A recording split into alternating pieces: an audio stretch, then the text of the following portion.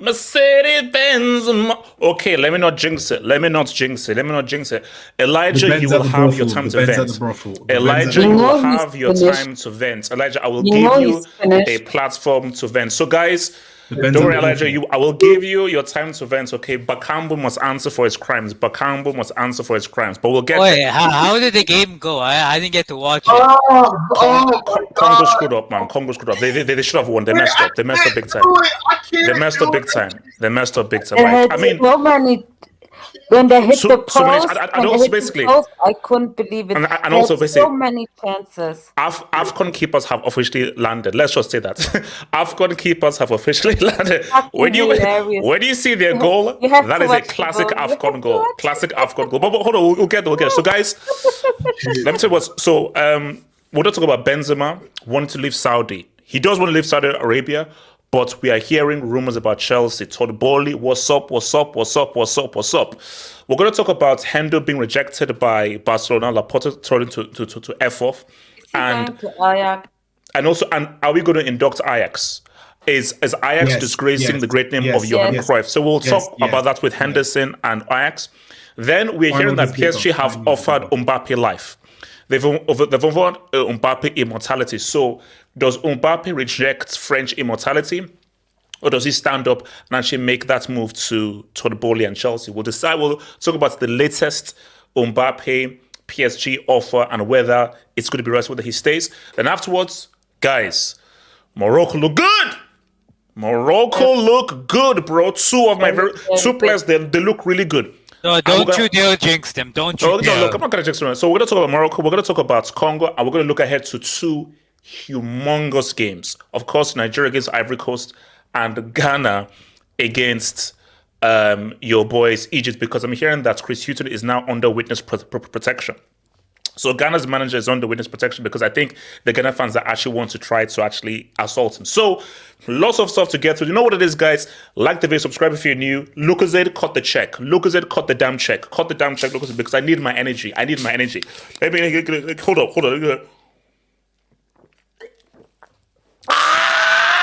There we go. Cool. Ready to go. Ready to ride. Ready to ride. It's because you gotta hype. Shout out to everyone in the streets. Shout out to the streets. Stu, I see you, baby. Supreme, I see you, baby. Zinab, I see you. Someone, I see you. Even if you keep on hating on me, someone, I see you, baby. V1 Danzo, I see you, baby. Stu MC, I see you, baby. Peace out to the kids in the streets. Let's go. Like so. 1 2. So, guys, let's talk about no. Samantha, you know what? I'll tell you what I need. Just tell us what I need. Just let me know. Hold on. Once upon a time in Algiers, there once lived an orphan. This orphan had a dream. He was poor, couldn't eat. All he had to his name was a piece of cheese. All he could do was sweep the streets of Algiers. He was an orphan. He had one dream: to walk on the bridge. All this kid from Algiers wanted to do was walk on that damn bridge. He said, he said, Mama, Papa, je suis brothel. Je t'aime. S'il vous plaît, je suis allé Stamford Bridge à Londres. Ever since Benzema was a child in Algiers, he dreamt of walking the bridge. Real Madrid, that was a detour. Lyon and Real Madrid, those were stepping stones. Really? Stepping stones. He didn't really care about Real Madrid. It's right. That Santiago play was a freaking. That's Santiago Bombambedo, whatever it's called. Was a stepping stone. Because there's an interview out there, and I'll share the link. There's an interview out there where Benzema gave that his dream club was Chelsea. I'll share the link. Stop capping, please. AK, I said I'll share the link. I'll share the link. I will. No, I will. Hold up. After I've done, I'll share the link. So, I think Benz is coming home. Guys, you know how much I've been stressing. Home? Nico J, Bro, Sterl, people calling him Raheem Rupees, Raheem Naira, Raheem Yen, all this kind of stuff, Raheem Rubles. I need a Dubinsky. Nigeria are already stressing me out right now, so I'm not sure I'm going to get a Dubinsky within Nigeria. But I need it. So guys, you know what they say? Carpe diem. Carpe diem. Latin! Guys, let's speak Latin. Guys, streets, I want to only see hashtag Carpe diem. Hashtag Carpe diem up in the streets. I need that hashtag Carpe diem. Guys, seize the day. Seize. Because guys, I'm ready to roll. You know how you go into Vegas and say, yo, give me 20 on black. Give me 20. Give me 40. You know, I feel lucky. Boom. Oh my God. That's how I'm with Benz. It's like, go. Yo, you know how like you see like this like model? Say, yo, baby, blow. Actually, okay, blow on the actual dice. On the dice. I said blow on the dice. I said blow on the dice. I said blow on the dice. Boom. H. That's what we need. So guys, it looks like you're wanking. No, guys, it's Abdullah, you know, these things are still thing as well. So thank you. So my thing here is, guys, I feel this coming because I want to hear from the streets as to how these things work. Benz to Chelesinski. I think it can work. I think we could ride. Guys, get those likes up. Please, get the likes up for Benz to Chelsea. Get the likes up for Benz to Chelsea. Hey, talk to me. Should I be hyped about Mercedes-Benz to the Chelsea? No. AK, talk to me. AK. Benz to the Chelsea. I think I do remember HH saying that Karim Benzema, quote unquote, sold his soul for the Ballon d'Or. He's quote unquote trash. You placed him in the Ligue Academy. When I never said this. Yes, you did. Yes, you did. I personally don't have the receipts, but I'm pretty sure YSK is gonna come on you and expose you like he always does. I can always reject him at the door. So. I don't know why you're getting so gassed for 36-year-old Benzema who couldn't cut it in the Saudi League. I'll be real.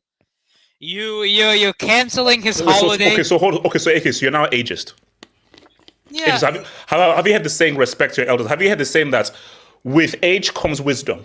Yeah, I have. Unfortunately, I'm looking at you, and that proverb doesn't seem to ring true. So I turned 21 this year. I'm a young boy. I'm literally 2 years older than you. We know you. We know you're approaching. I'm literally 2 years older than you.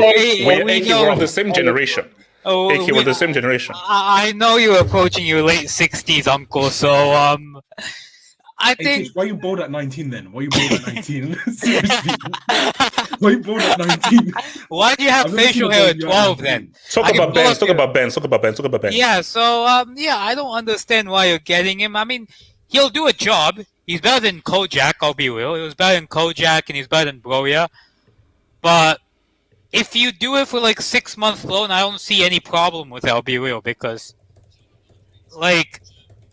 maybe Al Ittihad he's not motivated, or he just went there for a holiday. So, I mean, let's see how it goes. But hey, it's not it's not an incredibly it's not a great deal, but it's better than what you have. I'll say that. What's it called? Abdallah, talk to me. What do you think about the deal? It doesn't really look it doesn't look like a good reputational thing with all these allegations that he used to have in his past, the sex tape allegations, and you're choosing to go to a. Can we just keep it to football? Keep it to football. Come on, keep it to football. You're going to the whole. I mean, Abdullah, look at the average age of Chelsea right now. Look at their average age. I mean, it makes sense. It makes sense. It's the brothel. It's the brothel heritage. It's the brothel heritage. for the holes and sluts of West London. So if he wants to do that to make his reputation more worse, I understand. But go there. But if you want to keep your reputation up there, then don't go to the halls and sluts of West London. Come on, he knows. Okay. But if let's say we were to get him, would it be a good move in 2024? No.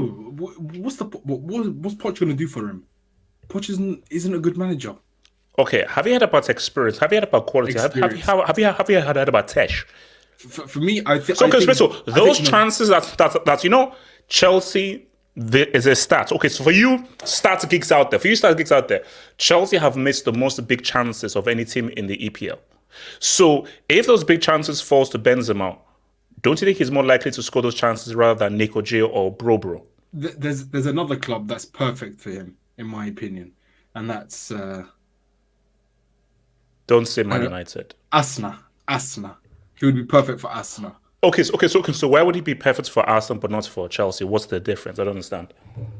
In terms of the amount of service that he'll probably get, and they're more of a complete team. I think they're more of a complete team than you. You look disjointed as a team, in my opinion. That could be. Wait, hold on. Have you? I mean, wait, Abdullah, do you feel cold? Oh, don't give me that. I'm just saying, do you feel cold? It's a simple question. Do you feel cold? Are you warm or cold? Like, do you feel cold? I feel warm. Okay, no, because I feel cold.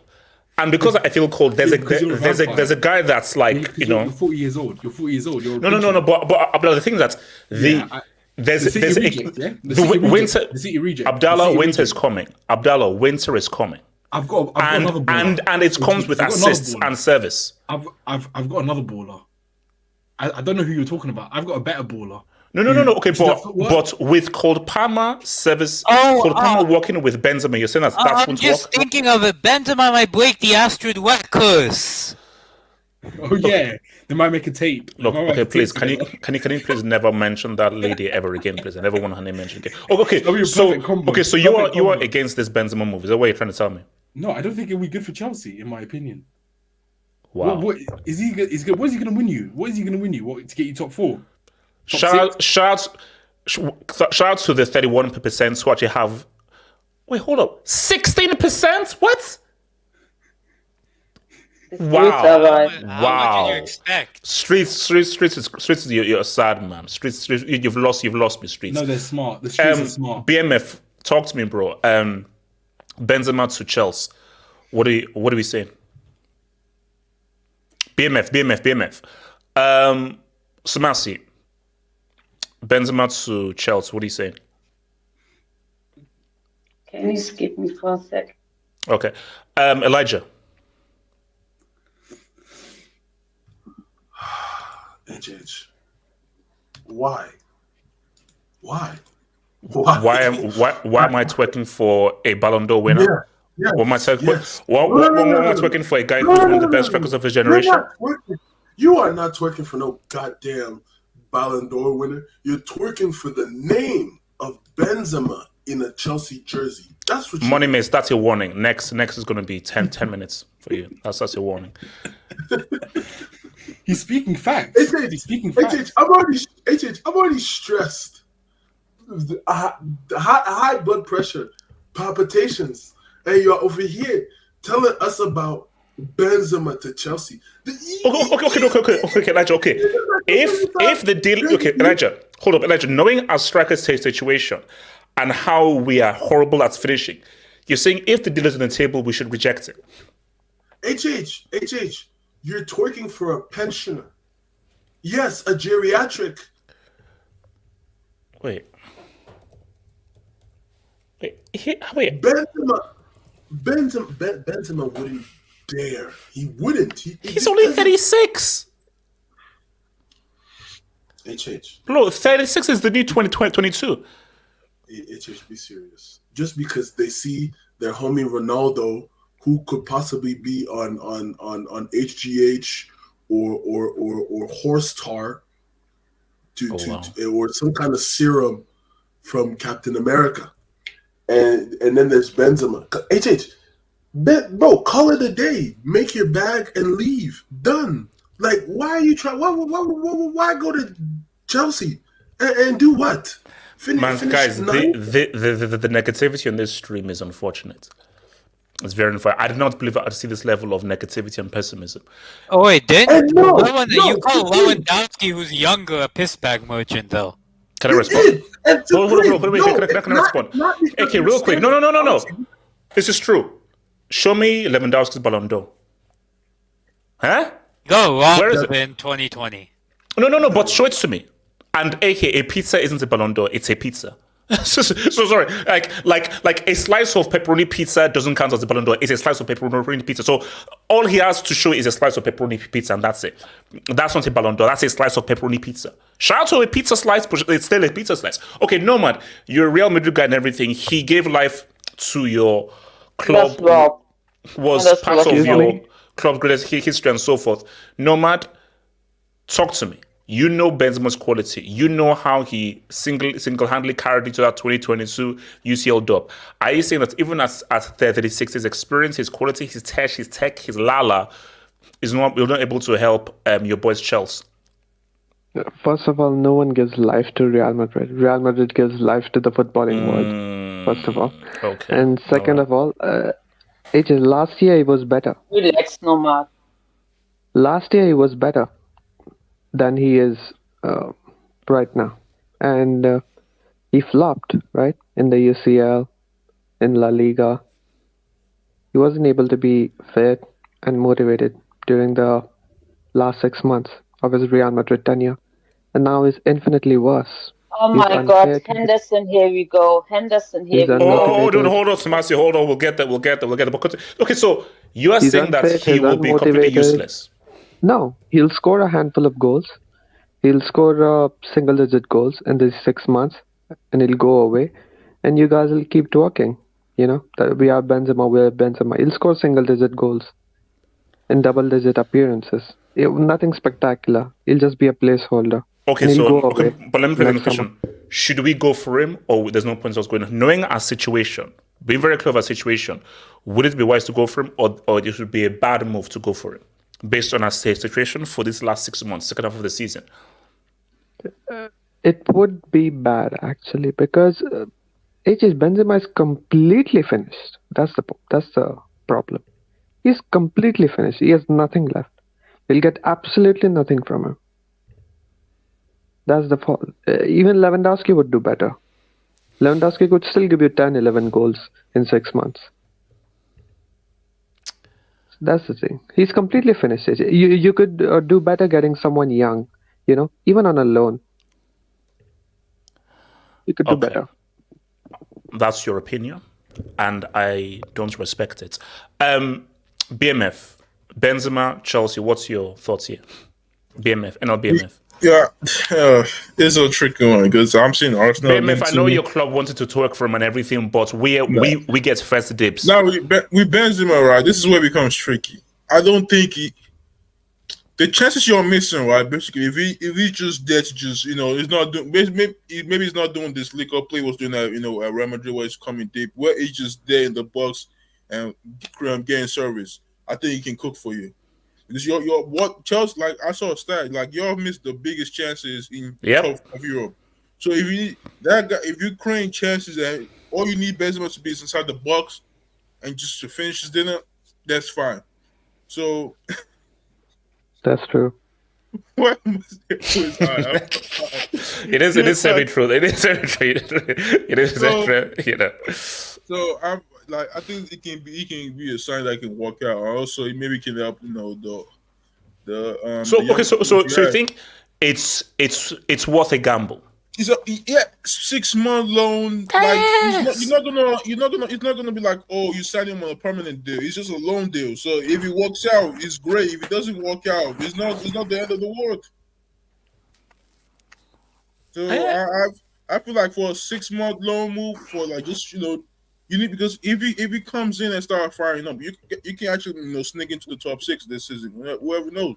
So sneak into the top 6. Wow. Sneak into the top 6. BMF, that sounded crazy. Damn, that sounded crazy. That sounded crazy. That was, so maybe you were trying to be fun, but that sounded extremely disrespectful. That sounded extremely disrespectful. Sneaking into the top 6 is crazy. Yeah.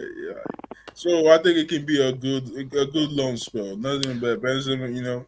Who's the number 9 for Chelsea? Who's wearing the number 9? BMF. No one did. If anybody is wearing it, I will rip it off of them because no one deserves that number 9 jersey. Money Mace, I know that you guys were looking in for him, and some people think that he may be better for you guys than us. So first of all, do you think it is worth us going in for your boy Benzini? It's a weird deal because I think for Chelsea it's good. However, I think for Benzema, personally, it's a bad move. I think for Chelsea, there's for 6 months. No. For Chelsea, there's nothing to lose really from this. All right, in our minds, we believe he's washed. Chelsea are like, do you know what? We're just going to throw a punt at it, and if he somehow finds some piece of form, hey, it works for us, and we get something out of him. If it doesn't, at least we tried to fix the situation. Instead of letting Jackson and Brozier just mess up for the rest of the season because we know their quality already. So at least Chelsea are trying to do something. So I understand that part of the deal. But for him personally, I think this is terrible. I don't know what he's expecting to do with this Chelsea team. This Chelsea team, yes, they create a lot of chances. Be honest now. A lot of those chances come from when your striker comes into the midfield and tries to get involved in the play. Like, Nicholas Jackson is terrible at finishing. But everything else, he's actually not bad at it. He's not bad at the creating chances, the beating players, getting involved with the play. A lot of your chances come through that. With Benzema, that goes away. So now you're relying on the other players around him to give him that service. Is Connor G going to find Benzema with that pass? Yes or no? Connor G is I don't know who that is because he's leaving this month. But I don't know who Cole Palmer is. I know who Cold P is. I know who Nat King Cole is. Cold. I know this dude though, and this dude scores goals and he assists. So are you telling me that the Arctic Circle and Mercedes Benzema can't say what's up? So just Cole Palmer. So Raheem Sterling, what's he going to do to help Benzema get goals? No. Money Mace, when Real Madrid went crazy that season, it was a two-piece, Vini and Benzema. All we need are two guys to say what's up. Money Mace, bro. Romario and Ronaldo. Romario and Bebeto. Ronaldo and Rivaldo. All you need are just two guys just to dance. No. Money Mace, it takes two to tango. Money Mace, when you have a tango, do you tango with 3 or 2? You tango with 2. All Palmer is a dance partner. La cucaracha, samamanamanamane. Come on. Right. Two things. One, what happened to Nkunku then? I thought R9 and Romario were the 2 dance partners. Nkunku is like that third wheel coming through. Oh my days. Money Mace, remember O2. Money Mace, the 3 R's. So basically, Nkunku is Dino, R9 and Rivaldo. That's Benzema and Paul Palmer. Can you please stop the stream? Can you please end the stream, please? HH, you watched him this is too much. You watched him last year in the UCL. Except for Liverpool at Anfield, this guy did absolutely nothing. Money Mace, you know there's a thing called glass half full. Let's focus on glass half full. No. Forget the actual scoring goals. He was moving stiff. He couldn't walk, HH. He was stiff. Against Man City, he can't even go on the drop deep thing because he's just so old, HH. This guy has been playing in Saudi for 6 months. What do you expect him to do? Like, he's been drinking tea in the desert. That's what he's not even playing. He's been drinking tea in the desert. That league is unserious. Mitrovic is one of the top goal scorers in that league. Would you take Mitrovic at Chelsea? J2S, should we go in for Benzema? J2, should we go in for Benzema? Isn't this the same guy that fell over in the Saudi League? Oh my God. J2S. Yes. Like, J2S, we all fall over. Bro, everyone falls over. Well, the only people I know fall over are infants and old people. Benzema's an old person. I mean, he likes infants, to be fair to the guy. Okay, listen. No, it just will say that the players are falling over themselves to come to Chelsea. Ballon d'Or winners. Hey, I'm sure that's what they will I say. didn't think of that simple. But okay, does anybody here think this is so BMF is the only guy who says that this is worth a gamble? So no one else thinks this is worth a gamble for 6 months. It's worth it. Please don't forget. BMF is the same guy that gave Mason Mount a chance. I'm just saying. Oh, BMF has a bad record. Shout local babe. Shut up, I know I can't defend it. Yo. Can I speak on this? Optimistic. Yeah, okay. Barry, an individual. Barry, Benzema, talk to me. Yeah. He's 36 years old. Saudi Pro League. He fell over during a 1v1. These things all happened. But Barry, there's a thing called Tesh and there's a thing called talent. You may age, but your talent never goes away. So don't you think that it is worth us just diving like Michael Phelps for this 6 months? 6 months. 6 months. Okay, so first of all, hope everyone's doing well whenever you are and all that. Well, Barry, it depends on the results for tomorrow. How well? I'm not doing so great. Elijah, chance speak. I'll give you your platform. You can. I'm not doing great either. I'm not doing great either. Okay, Barry Land, go for it. But hey, you're a funny guy, man. You know, before you could have give 2 Fs about the Ballon d'Or. When Messi and Ronaldo were racking up the award, you couldn't give 2 Fs. But when Benzema won, the Ballon d'Or, and all that. I see what you're trying to do, but listen, Benzema is cooked, man. The last season for Madrid, the guy couldn't move, man. The Statue of Liberty moves better than Benzema at this point. All right, it hasn't moved since 1886. I'm telling you, he's finished, man. He's finished. And I applauded him for the Saudi move because he knew it was his time. And HH, like, you're a big club, you have ambitions. You're not trying to have a 36-year-old who just playing in Saudi come back and then embarrass themselves. You don't want that, man. Okay, let me quickly hit some Dubinsky's, man. But that's it for me, man. I just want to speak on Ben. Oh yeah, bye. See you. Peace out, bro. Watch Ben's flop for the London Cowboys. Patricio, this is called hate. This is called negativity. This is called Patricio. I don't know. No. Very simple. So basically, Patricio, you're one of those guys that if you see the Grand Canyon, you won't jump because you don't believe you can. It's sarcastic. Why? No, man. He's What? waffling. What are you talking Patricio, about? let's pray that he doesn't flop. That's what I'm saying. Can Let's just pray I he doesn't ask flop. the Chelsea fan a question? Is the number 15 already taken? QC8. They'll make space. Nico Wetz. I can not say that. Drian Bitcoin. Ben's 15. Okay, let's move. Hey, Chich, I got a question for you. Wait, hold on. QC. Chelsea need Mane to complete the set. Blue Island. No, Mane is so finished. Shout out to Blue Island. QC8. That's messed up. When it comes Abdallah, to what do you want to see? Because I want to cook Hendo. HH, historically, you ruin great strikers. So what's the point of... I genuinely believe you just need to scrap the whole striker thing because you ruin top strikers. You might as well just switch to a false 9. Oh, no, wait. What about the flip side boy. is maybe they were never that good to begin with. Oh, no. Or maybe the jersey was too big. See, people never look at the other side where maybe you just were not good enough. HH, you've only got 3 great strikers in your history. 3 great strikers. Drogba, Diego Costa. So we're now hating on Jimmy Floyd Hasselbank. So now and Jimmy Floyd Hasselbank. You're all good. And we're hating on Torre Andre Flo. Who the hell is that? Forget the best one, the best number 9/number 10 in the world. Like, come on. Okay, so basically, Karim Benzema, don't listen to these filthy stinking haters. I think that there's a chance. Now, guys, let's talk about Nightmare on Elm Street. Let's talk about Nightmare on Elm Street. I need to speak on this. I have a lot of.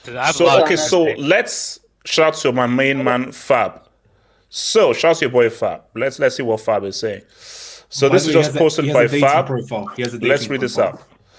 Jordan Henderson to Ajax, here we go. Agreements completed right now as former Liverpool captain will travel to Amsterdam on Thursday. Amsterdam. Yeah, Amsterdam, don't worry. Amsterdam, I'll be back. It's a shithole. It's a shithole. Red Light District, I miss you. I'll be back. Medical tests to follow tomorrow. Top signing revealed last week. Now done. Exclusive story confirmed. So, guys, there we have it, man. Your boy Jordan Henderson is officially an Ajax player. So, guys, let me give my thoughts, and I'm sure everyone can expand upon this. Is he on loan? No, they bought him. No, they bought him. So wait, okay. So my thing here is that look, you shouldn't hate, but I'm gonna hate because I feel that I have the right to hate, so I will hate. Henderson is a garbage footballer. Thank you. I don't care whether Ajax are struggling this season or where they are. Ajax is still an institution, and an institution that still has standards. It's trash. It's a shithole. And quality of standards. So my thing is, even Ajax at their lowest point shouldn't be employing the services of Henderson. So what truly worries me is how have they reached a stage where they're employing the services of an essentially garbage footballer? But there's an even bigger question, which is why this will probably connect to the Saudi Pro League. Because my thing is that, is this Saudi Pro League now done? Because remember when Henderson left? Henderson, you knew what you signed up for. You knew exactly what you signed up for. Like, it was the Saudi Pro League. But you see, there are two elements here, because I'm going to run two polls, because I'm going to do a Saudi Pro poll for the streets and the Henderson poll. So let us focus on the Henderson debates. And the Henderson debates is, how well do we think he'll do for Ajax? And my view here is that I'm actually very interested to know, because you were already on the decline at Liverpool. You were already on the decline, hence why you were not getting more games. And Klopp knew you were on the decline. And by him getting less minutes, Liverpool fans themselves knew that he was on the decline, because every single time he used to come on, Liverpool fans were like, oh, damn, this dude. So he took the bag. Because let's be real, nobody was falling over their feet to get Henderson.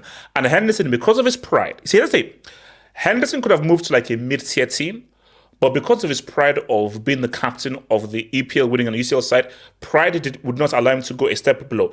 He was never going to make a lateral move.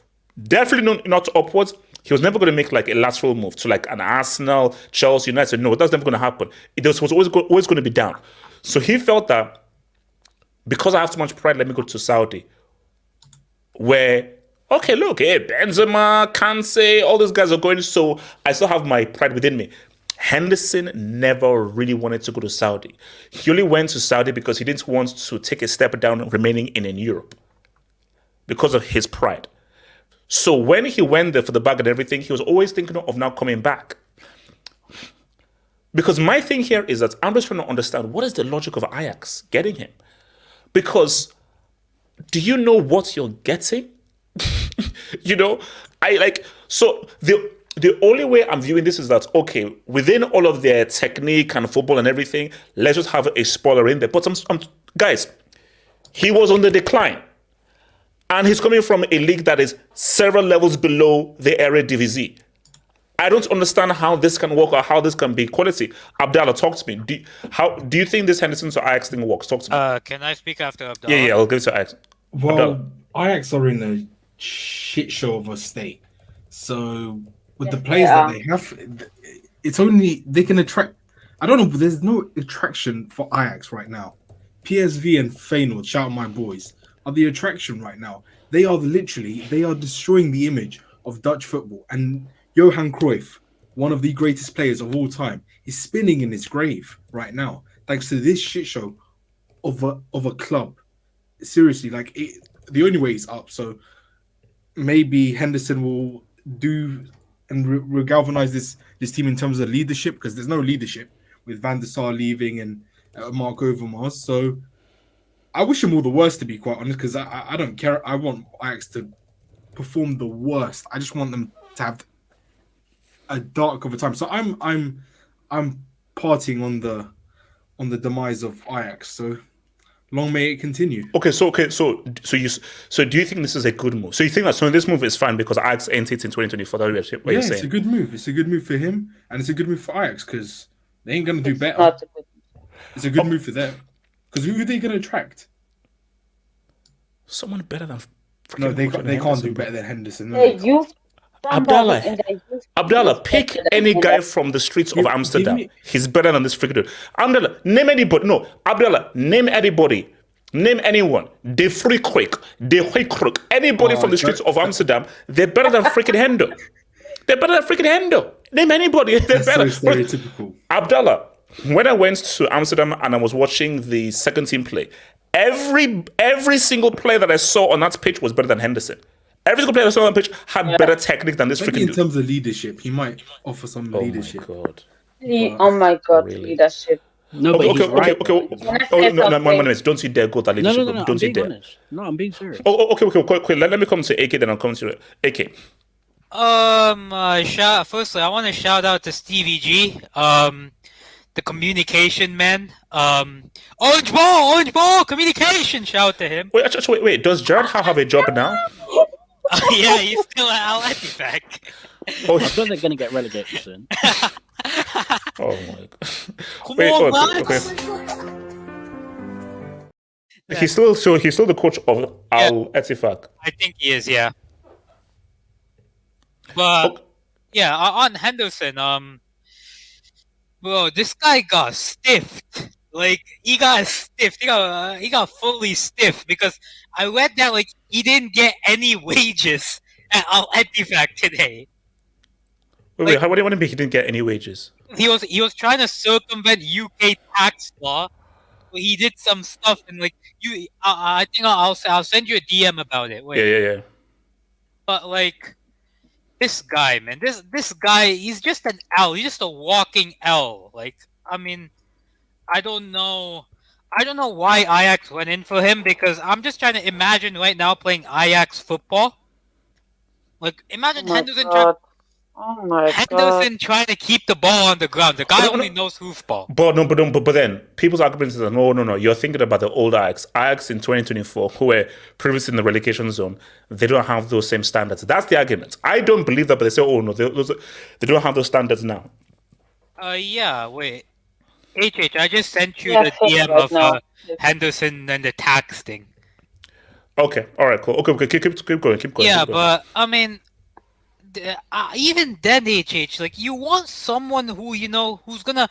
Surely you'd rather go for like a youth product over Henderson. Like I don't know why. This guy even moved somewhere. Like the last year I saw him, I saw Liverpool outplayed by relegation level Premier League midfielders because of this guy. Like he's completely finished. Like. We talked about Benzema previously. This guy's more finished than Benzema. Like, I mean, it's I have no words. HH. Okay, but I mean, what do you think the logic was for Ajax going in for him? That's I'm trying to find out. I don't know the logic either. Like, probably because they want an older head there, maybe. But yeah, I also want to talk on the Saudi Pro League as well. Like, okay, yeah, we'll get to the Saudi Pro League as well. So, Monim is Hendo. So you're saying that he's going to bring leadership and passion to the Ajax team. Obviously, when you try and spin it like that, like he's just going to be there on the sides shouting and screaming with passion. That's what he brings to Ajax. But people need to understand that Ajax have always done this. They've always gone out and gotten experienced players to mix in with the youth players. They brought in a lot of youth in the summer. Sotalo, Carlos Borges, Chuba Akpom from Nottingham Forest. And the whole idea is that you bring in these experienced guys to try and mix in with the youth, to try and give them experience of what it's like to be playing in a men's changing room so that they understand what it takes to be a winner, what it takes to play in high-pressure situations. They've always done this, even back in the early 2010s when they had players like Christian Eriksen at the club. They did it when they brought Huntelaar back, when it was Van der Beek, De Jong, De Ligt back in the club. I mean, They even did it. They bought Dusan Tadic. Let's not pretend that anyone rated Dusan Tadic when he went to Ajax. He's better than Henderson. He was a flop at Southampton. Don't pretend back in 2016 that everyone rated Dusan Tadic. No Yeah, one. that was some mid-table Southampton. That was good Southampton. But Monime, the thing is that all these guys that you're naming, at least they had at least basic technique. Maybe they didn't work out in previous years, but they had at least basic footballing technique and ability. It's all about the guy that doesn't have basic footballing technique and ability. So what we're just talking about is the profile of Henderson. Harsh.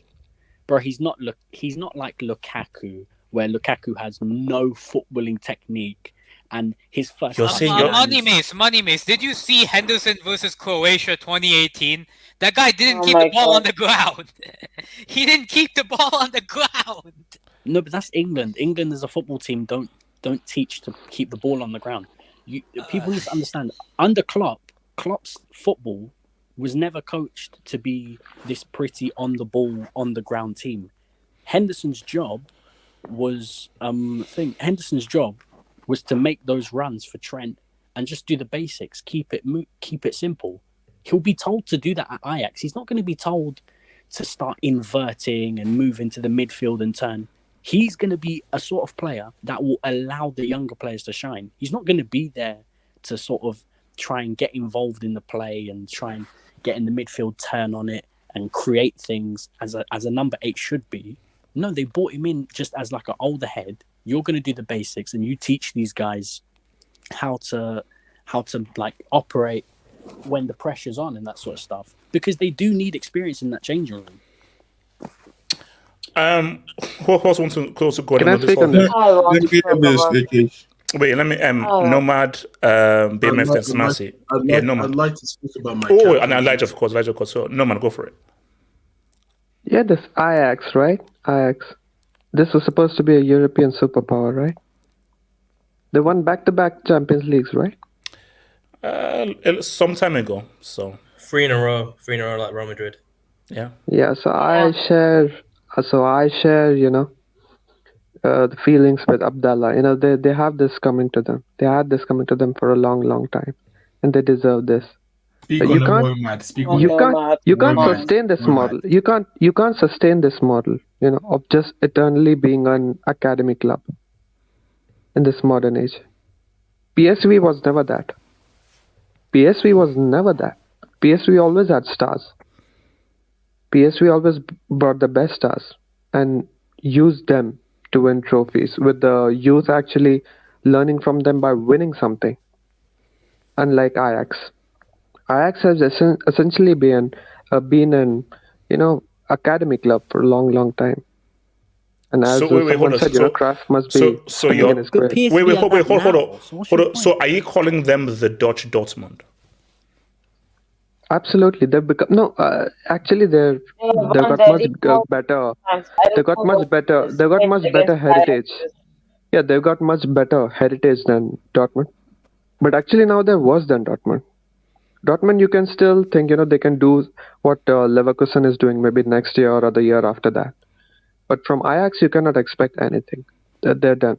And as you know, as being a Madridista, I'm just like Abdallah. I'm delighting. I'm delighting. Man, speak on it. I'm delighting with what is happening to Cruyff and his legacy. I mean, Cruyff has been the respect Cruyff. Cruyff, no. Nomad. What it is for Barcelona? Wait, Nomad. The streets are saying that you are projecting due to getting Pim stopped 4-1 on the Bernabeu. That's what the streets are saying. The streets are saying. We've lost a lot of matches. We've won a lot of matches. I cannot keep grudge against every single club because of how we've performed against them, right? How many clubs do we have a history with? Come on, this is a stupid. Yeah, this is about Cruyff. I'm telling you what it's about. It's about Cruyff. I'm telling you my agenda. Yeah, I knew it. It's about Cruyff. I'm telling you. Yeah, those are the cookies. That Tenag was the biggest hater. And telling me my hate for Jude Bellingham is. Okay. So who was next after? Oh yeah, BMF, and then Cruyff right now, dude. Beautiful football, my ass. Beautiful football, my ass. No, man, thank you. No, man, thank you. Cruyff is actually for me from heaven because he's pissed off right now because Edison, Edison, I don't know, Okay. Let's be fair, Bennett. If we take Money Mace's point, you're just there. So everyone does the silky stuff. You're just there to bring experience and just to keep it simple. If that's the case, win the ball, win tackles, break down plays, play that 2-yard pass. So you're not there to do football, but almost every team needs that spoiler. So you're just there to be a spoiler. If he's there for that, I can say, you know what, makes sense. Maybe makes sense, but if you try and play, if you try and play me that, if you try and play him to play total football, it's not gonna look good. This Ajax team, right? The club itself has been a mess. Like, I think Van der Sar is gone, Mark Overmars is gone. So literally, the guys that rebuilt the club back to where it was and winning titles and playing this fantastic football are literally gone now. And now you're having guys just run the club down to the ground. I think that they're in relegation zone right now, if I'm mistaken. So Cruyff. Cruyff would be happy with his side if I'm being real. He was like, what happened to? He'd be looking at everyone like, what happened to my football club, man? What literally happened to my football club? Edison. No, but shout out to his agent, man. To go from the Saudi Pro League to Ajax, man, that's not a bad move. Yeah. Okay, what's it called? Smasi then to Elijah. Smasi. This is a disgrace. Disgracia for Ajax. Total Cruyff. One of the best youth teams in the world, and now you're hiring football Henderson? No. This I can't believe. Whoever made the choice that Henderson is the right guy should be fired, okay? It doesn't make sense. He doesn't gonna give anything. No experience, nothing. I don't think he's even a good captain, was even good captain for Liverpool. So no, Ajax shouldn't have bought him. It's not even a loan, so they are stuck with him and his wages. It doesn't make sense. Ajax need to bring back Overmars because they're in a mess right now. I'm not sure whether they can come back. Think he's allowed. hashtag me too. They lost to Hannover 96, who are 8th in the second Bundesliga. That's how bad they are. Okay, they need to overhaul ASAP. It's really crazy what's going on with Ajax since Overmars left, then Van der Sar, then Ten Hag. They have no structure at all. It's a mess. Actually. What's it called? Elijah, what is it? Are you proud of Wendo? HH full of my AVI. Oh my god. More Prem than Gerard. Now here's the thing. Elijah, I am begging you, please tell me this isn't real and this is Photoshop. They can't this is a real mural. Someone did so this is a real mural. Yeah. Jesus Christ in heaven. Shout out Liverpool City, man. Shout out Liverpool City. This Chris. HH. What? I don't even have words. I have no words. HH. I'm looking at El Etifak.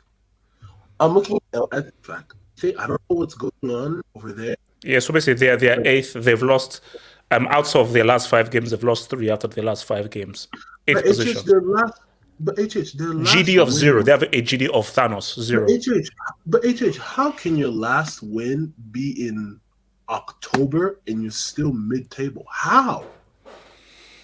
How does the balance of the league work?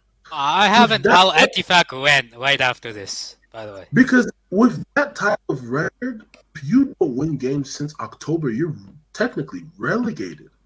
Like, that's very mind-blowing to me. So right now, I think they're going to possibly give Stevie G an extension for avoiding relegation. Bro,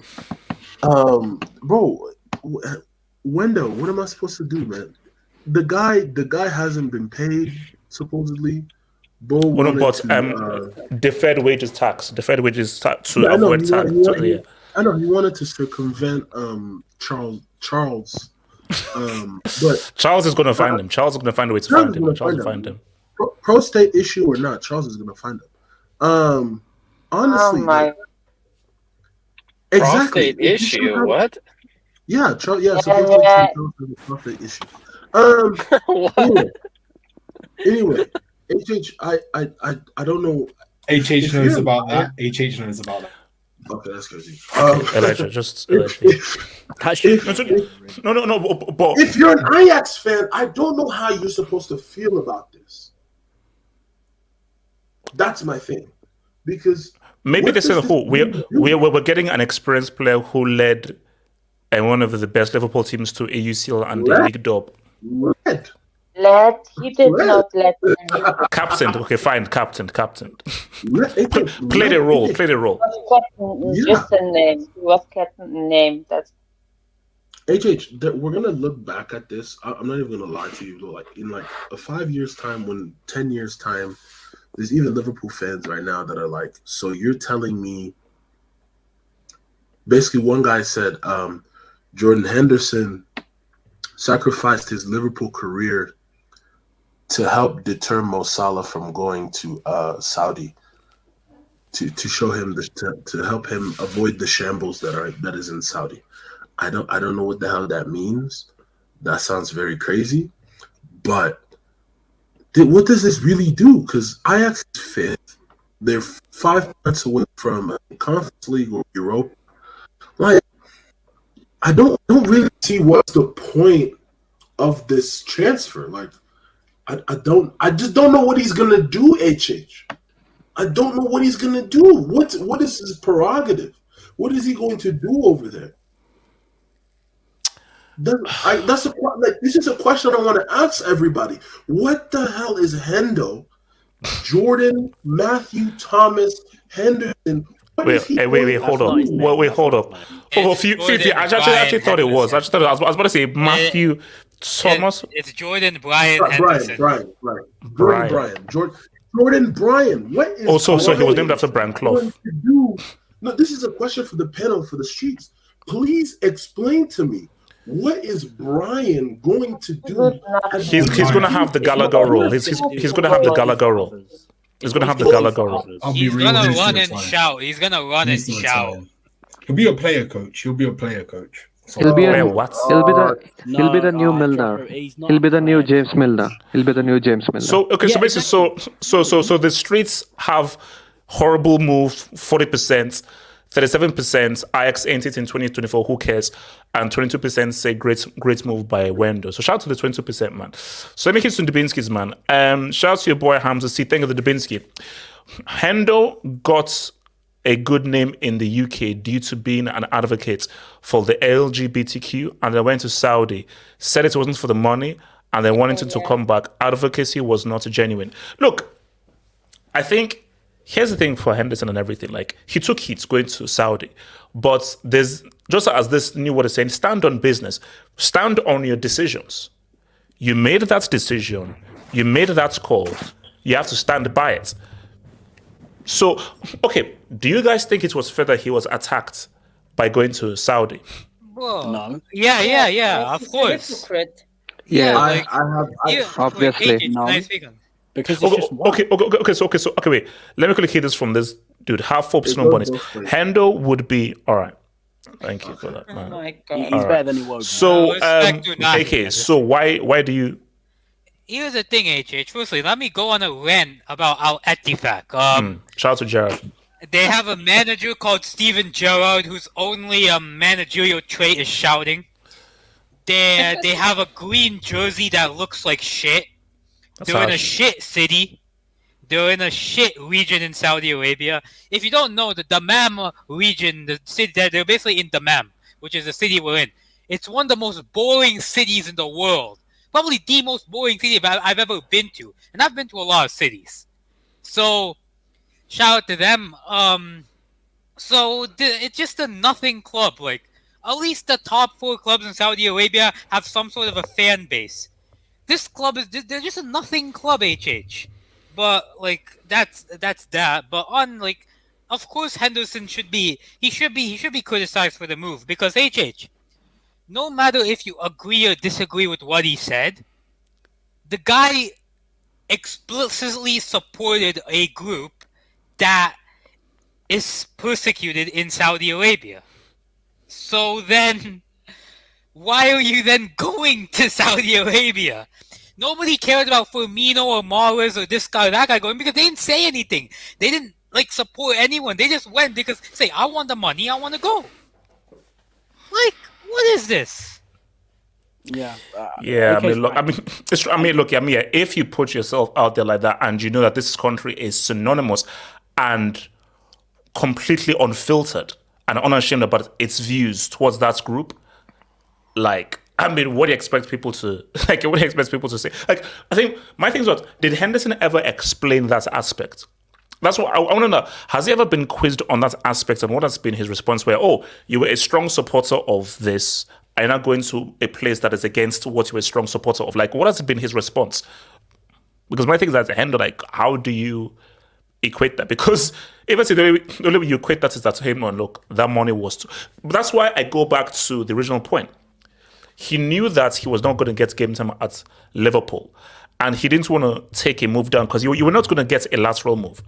And he was like, and I think his pride came before his morals of, nah, man, let me get this back. But you do know that he said, nah, it doesn't matter. Let me just get this back. So that's why it's because it's just it's going to be hard for him to said he wanted to change like the culture there. Like how? Try to change. Oh my God. Wait, how is this guy going to change what's culture? How? He wanted to quote unquote change things. That makes no sense. Being an evangelist. I mean, bro, go there, get your money, come back. Like, what are you trying to do, man? Also, people may have forced him to, take the LGBTQ stance, but no one forced him to move to Saudi Arabia. That was his decision. No, but that whole thing, it just touches on a bigger problem.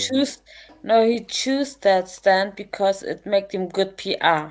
Exactly. Facts.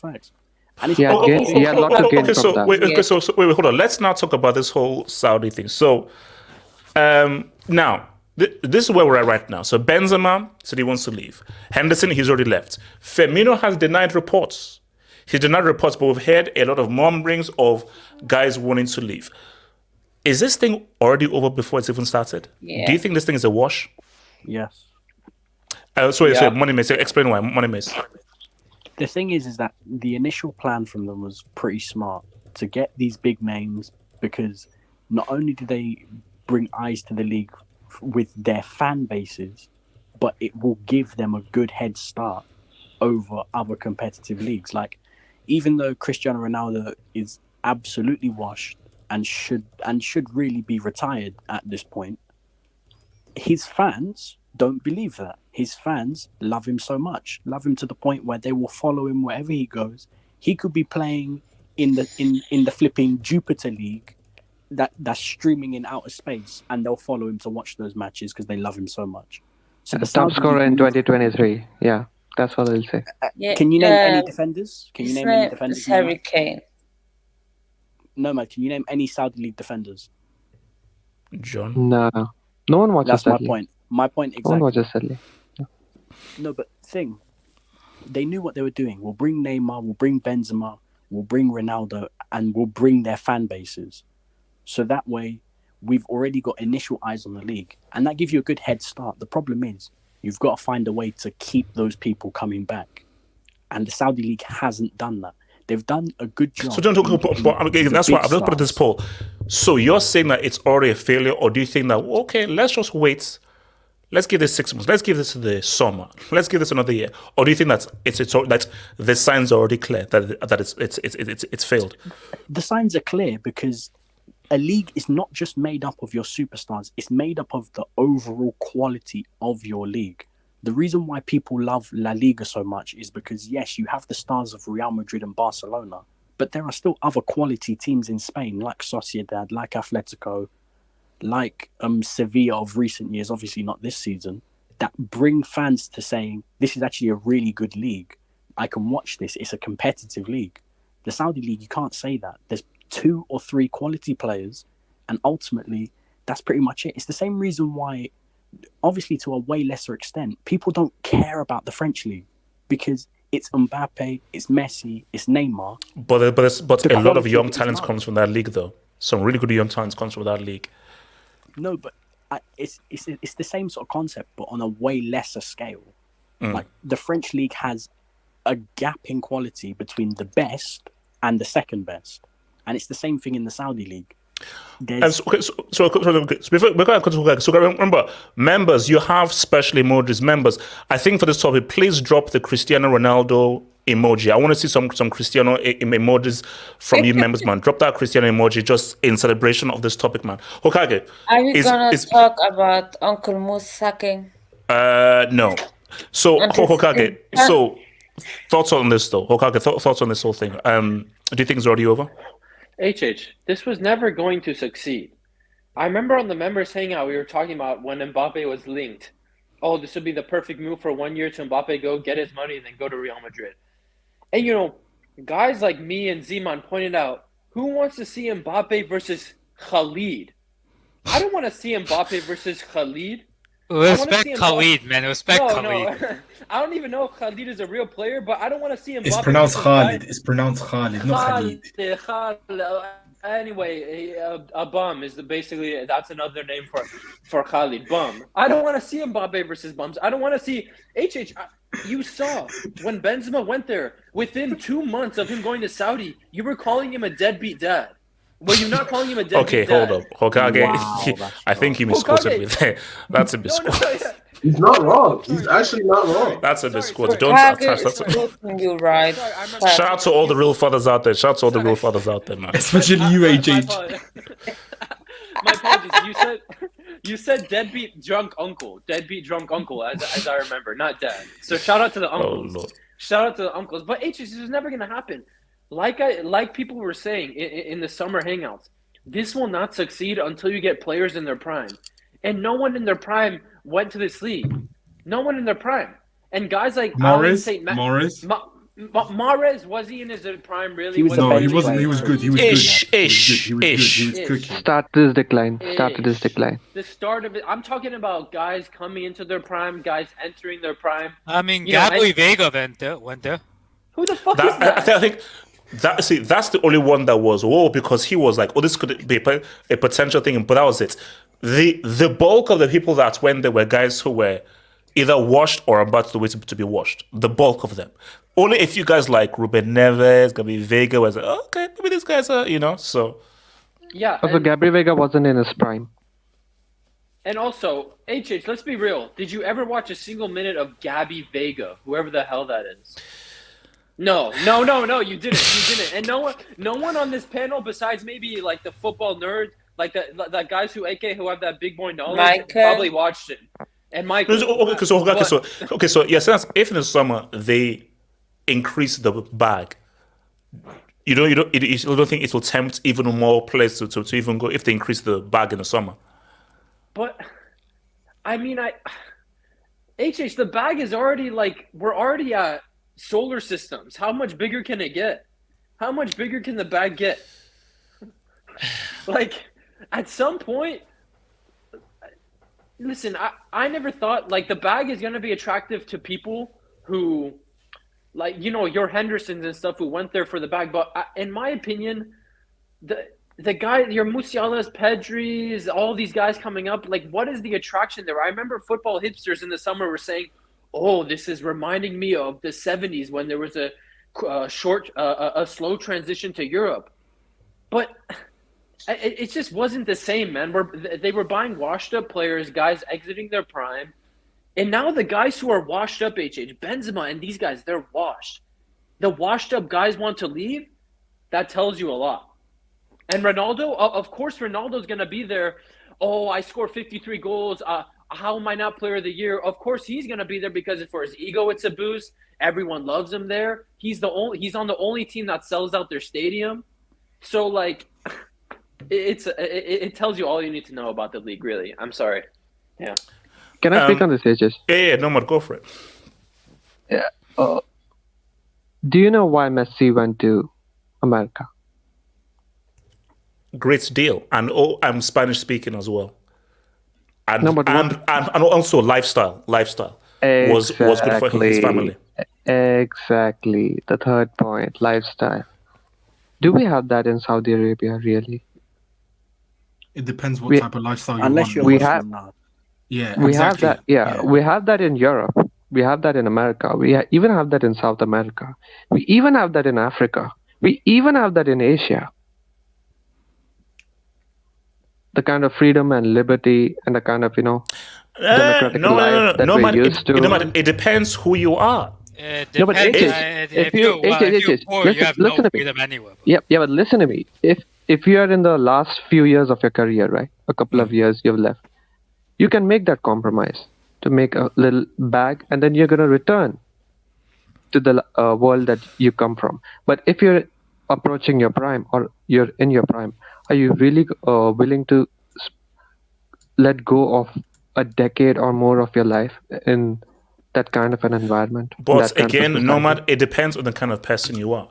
Because if you're a particular kind of person who has particular kind of values and if you grew up in a particular way, Saudi Arabia could be perfect for you. So it just depends on the kind of person you are. Yeah, but most top players won't go there because they already have better prospects and better options, right, across Europe. Most players would even most players would choose to go to South America over Saudi Arabia. That's a fact. That's the problem. For me, that will never change. That will never change. You see, my thing here is that I refuse to have a take on this because I have not lived in Saudi Arabia. So for someone like AK who's actually been there and lived there, his take is far more valid than anyone here or anybody on the streets who've actually been there and lived there. So you now making an assessment on Saudi Arabia based off of the internet or the media, forget that, no. So for someone like AK who's actually lived there and be there, his take carries more weight than people who have not been there or gone there. So it's like for me, I had a perception of Japan before I went there.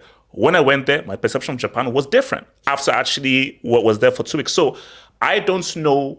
I only know about Saudi Arabia from what the media tells me. And I'm sorry, I'm not basing any truth off the media. I have to go there, experience it for myself, live it for myself and say, okay, this is what it's like. And I've not had first-hand experience of Saudi Arabia. So again, you can't assess a country, even if you've not lived in the country. You can't use the freaking media to tell you what living in the country is like. Yeah, but thing is, we were discussing about this because of Henderson, right? And because of the positions that he took regarding this whole supporters community and all that. He could do that anywhere in the world, except that part of the world. And maybe China. Outside of that, he could do that anywhere. And a lot of players hold a lot of positions. They need to be seen in a particular way. They need to be seen supporting particular organizations or taking particular political stands. Do they? It's part of the PR. Their agents tell them all the time what to say, what not to say, what positions to take and what they can't tweet. Okay. So you're saying that a football player going to Saudi Arabia will destroy their career. Image rights go out of the window. And Nomad, and how many players does that apply to? Those superstars, that is a very small percentage of the several good players that exist. So of the real quality players, those superstars where image is important, that is a very small percentage. Okay? It's a very small percentage. João Cancelo is a quality player. Who cares about what the heck his freaking image is?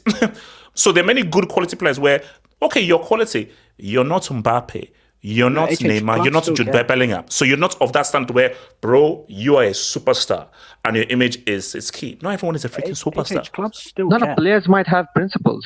That's what I'm saying. Players might have principles. No. But what I'm saying though is that I think you are overestimating the number of players where that image thing would be an issue of them going to Saudi Arabia. I think you're overestimating the number personally. Maybe you're right. AK, your thoughts on the whole Saudi thing, bro? I mean, see, like, I've not lived there. I've been there a lot because I also live in Dubai, and like, there's always like a lot of like, you used to go there a lot, like, so.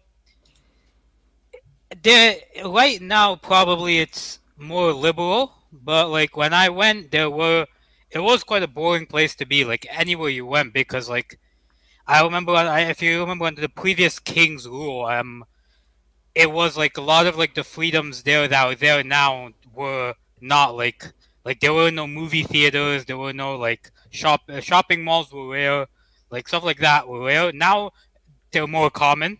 Like there's a lot of those exist, but it depends on where you live. The Saudi like lifestyle, like Riyadh is quite relaxed. Jeddah is pretty relaxed, but apart from that, like there's not really any other place that is like that I personally live in. But see, like I don't think this worked because you have to offer something apart from money that appeals to a player. Like, bro, like look at Karim Benzema's lifestyle. Like, you say whatever you want, Karim. Look at his lifestyle. Look at his Instagram profile. Look at the videos he puts. Nobody in Saudi Arabia does that. Like, that's just not common. This is not common. Whereas in America, that type of party lifestyle happens a lot. So, in terms of Karim Benzema, it's not the best. It wasn't the best place to be, and he found that out. In terms of Jordan Henderson, the political beliefs of the country didn't align to him, and that was probably one of the reasons why he didn't, wanted to leave. But so basically, maybe the idea is people know that okay, Saudi Arabia, boom, but it's like if I could just do this 6 months, this is more money that I could make in like 4 or 5 years. Yeah, in Europe. So, and I think maybe that is now where the Saudi thing may fail, where guys are just coming here for a quick bag, tax evasion, quick bag, I'm out. Quick bag and I'm out. Like I'm not staying here for 3, 4, 5 years. Let me just get this quick bag and let me now. We're being real. That's the reason why, like, it take away from football, but that's the reason why a lot of people come to the Gulf. Like my family went to the Gulf. It's not to you can't ever have a stable life in the Gulf because maybe the culture is not appealing to you. Maybe the way they do visas, it's like you can never become a citizen of the country or a permanent resident of the country until you live there for like 20, 25 years. So it's just like people go there for a couple of years, do their stuff, make the money that they get tax-free, and they leave. So that's how it is. But see, it depends on the lifestyle at the end of the day, HH. Like, for a Muslim person, like, they'll probably more appeal to the lifestyle of Saudi Arabia. Like, the Mecca, Medina is nearby. It's everything. It's like the governmental rules are very based on, like, Islam, like Ramadan. You can't eat at the restaurants are closed after a certain time period, stuff like that. So and are they so there are no nightclubs?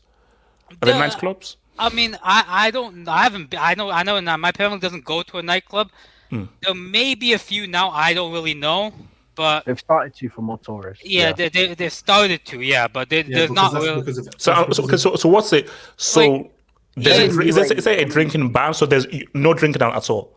I think it's no public drinking, but I don't know. Like I lived in Dubai. Dubai is a far more liberal place than Saudi Arabia. Like, if you've been to Dubai, it's a far more liberal. There's nightclubs, you can drink and do all that. Saudi Arabia is like different. But AK, I think things are changing under MBS. MBS is trying to change things to attract more tourists. Yeah, they're changing, but it's like very slow. Like, but I'm not the best person to ask because like I don't drink alcohol, I don't go to nightclubs, but like. Yeah, so I mean, it's based on how you perceive it. No, I think also, if you had not heard, MBS is creating an entire state, a state within his country where anything goes. Anything goes. Yeah. Okay, so let me go to Dubinsky's man. So shout out to your boy Abris Fair. Like I said back then, Saudi will have a harder time keeping talent. Only like 500 people show up to a 38,000 seat stadium. Okay. All right, that's crazy. That's crazy. That's true. So my thing is, look, that's disrespectful. Those crowds, and that's what for me. I'm like, bro, like, where are the crowds though? Like, are the tickets prices too high? Or think like, if you can't sell us a 38,000 or 30,000 stadium, I'm like, so Because guys, we even made this point before. Boxing, golf, this is bigger than just football. Like Saudi Arabia are trying to do something. This is a political move because all this stuff is all happening at the same time. Like, bro, they have completely taken over boxing now. Completely. Oh yeah, HH on the alcohol thing, it's completely banned. Like even if you're tourist, you can't have any. So. Oh wow, yeah, okay. It's like completely banned. I mean, you know. So yeah, look for me. Shout out to all the alcoholics. Yeah. Yeah, I'm not sure how this can be sustainable. It's what? It's one of those things of where I think the key point is it's that lifestyle thing, which is why I say, like, look, the money will always be tempting, but how is it worth the sacrifice? Now, it may be worth the sacrifice for 6 months, yeah. 2 years, 3 years, like 3 years being in a place that isn't fun. Like a big deal as to why people move to, let's say, a London or move to a Madrid because, okay, it's the club, but it's the city. It's what you can do. Is the places that you can go. Like a lot of Nigerian guys, I know I want to go to London because I know a lot of people like Nigerians live in London and the lifestyle and it's a city place, the nightclubs and everything. So moving to a club is not just about the football. You have to live as well. You have downtime as well, and that downtime is just as important as a train. Like anyone tells you that's like rest, downtime, and enjoyment actually feeds into how productive your work can be. So if you're not really having that productive work and everything and enjoying yourself, it can actually affect your psyche coming towards the game. So Sharon Chablani, and footballers who are secretly gay or bi won't go to Saudi. I mean, yeah, shout out to that. HH, I don't understand why Saudi doesn't become more like Dubai. Like that's my question. Like, you have the ability to, like, why become like it? Like, it's coming. So Dajaref, my co-worker lived in Riyadh and said that during Ramadan it was hard to eat because every place is closed during regular hours. It is looked down on. Yeah, see, for me, look, as I said again, like I think every country has its own rules, and you just like, for me, if I was in the position of these players right now, I'm doing like a 6-month job. Give me that cash for 6 months and I'm out. I can't do 2 years. Like, based on the stuff that I know and everything, I'm like, nah, man, I need to enjoy myself. I need to go out with people. I need that element of freedom. And also remember, you don't want those situations where I think Cristiano even ran into a situation where I think he hugged a lady or something, and you're not allowed to do that. Yeah. And it said reportedly that he was going to get 99 lashes. Yeah. That was in Iran. Was that in Iran? So I'm saying that you could run into situations where, like, if you do a certain thing or something, like, it's like, because there's so many rules that you may not be aware of. Whereas that if you're in London or Madrid or Paris, bro, anything pretty much goes. Like, it's just basic crime. If you cut someone's face off, okay, you can't cut someone's face off. Okay, that is actually illegal. So, yeah. Zoatin TV, Cote d'Ivoire will absolutely demolish Nigeria. Zoatin will get there. Shout out to the Zoatin will get there. Zoatin will get there. The red suit. So, okay, so look, I have to. Now, 86 mil is the offer. 86 mil is the offer. Is this about Mikey the Ninja Turtle? Okay, BMF. Do you think Mbappe accepts the 80 mil, the 86 mil to stay? BMF. What's it called? Nomad. 86 mil from PSG. Do you think he accepts it? Yeah. BMF, go for it. Yeah, BMF, go for it. Does Mbappe accept the 86 mil? Yeah, I think he does. I think I've been saying I think he stays at PSG. I think there are really no other options right now except for Real Madrid. So I think he takes the money and just stays. But I've been saying that's why I think he's gonna renew his contract with PSG. I've been saying it for a while. I don't think if he doesn't, I think Real Madrid's the only club that he goes for. But yeah, I think he stays. Abdallah, do you think he accepts? Is this how Mbappe ruins his entire career and accepts his money? I've said this for weeks, months to you. This guy's stuck in his comfort zone. This guy's got his friends. He's what, minority owner of PSG technically. Minority owner? Who says minority? He is. Come on, he's sporting director as well. So, and he's got his boys around him. So, what? He's in his comfort zone. He's not. What about legacy? So you think so? He's saying legacy doesn't matter to him. If he cared about legacy, he would have left already. This will be the ultimate. This will be the final ending. If he does not leave this summer, his career is done. His career is done. But okay. Do you realize what a disaster it would be if this guy stays? Of course, it will be a disaster. It will be a disaster. What, living off one World Cup? But okay. I don't know Mbappe. No one knows him. But I would hope and pray that you don't choose pure money over legacy. Because surely you know what you are and your status in football. If he cared about, I'll tell you this: if he cared about legacy, he wouldn't have changed his mind. He wouldn't have changed his mind when he was going to leave. He was going to leave, but then they threw like eternity money. I don't understand it. What, 86 mil? Like, how much money do you want? I know people say not too much money is never enough money. I just cannot comprehend. If he wants to go down as one of the greats, he has to leave. It doesn't have to be Madrid. He just has to leave. Like, you cannot be respected just because you're living off one World Cup. No, because my thing though is that again, we don't know. My assumption, it's just my assumption, is that Mbappe realizes that that, you know how I was saying how not everybody is a superstar. We need to worry about the image. That's a very small percentile. Like Jude Bellingham, Mbappe, I can maybe say there's a very small group of people where you could be generation-defining players. And because you're those generation-defining players, Saudi is a no-go. I'm sorry, remaining at PSG is simply a no-go. So, and I just hope that Mbappe realizes that you are that generation-defining player. Another generation-defining player, there are specific clubs you have to go to. Because there's a specific path that you have to take. Those generation-defining players, they don't remain in those small packets. What? And Jude. Like Holland and Jude. I mean, no, because see, that's why for Jude, you have to respect him. Like, bro, going to Real Madrid that early, that is a big boy move. And that's because Jude was like, no, I believe in my ability. Because Jude could have very easily been like, look, I want to stay at Dortmund. I want to just improve myself. But he says, no, I feel I'm that dude. And he's proven to be that dude. So right now, Bellingham is making Mbappe look funny in the light. And I didn't want to say, but Bellingham is making Mbappe look fun in the lights based on just the balls to go to Real Madrid this early and how he's been performing and what he's been doing for Real Madrid.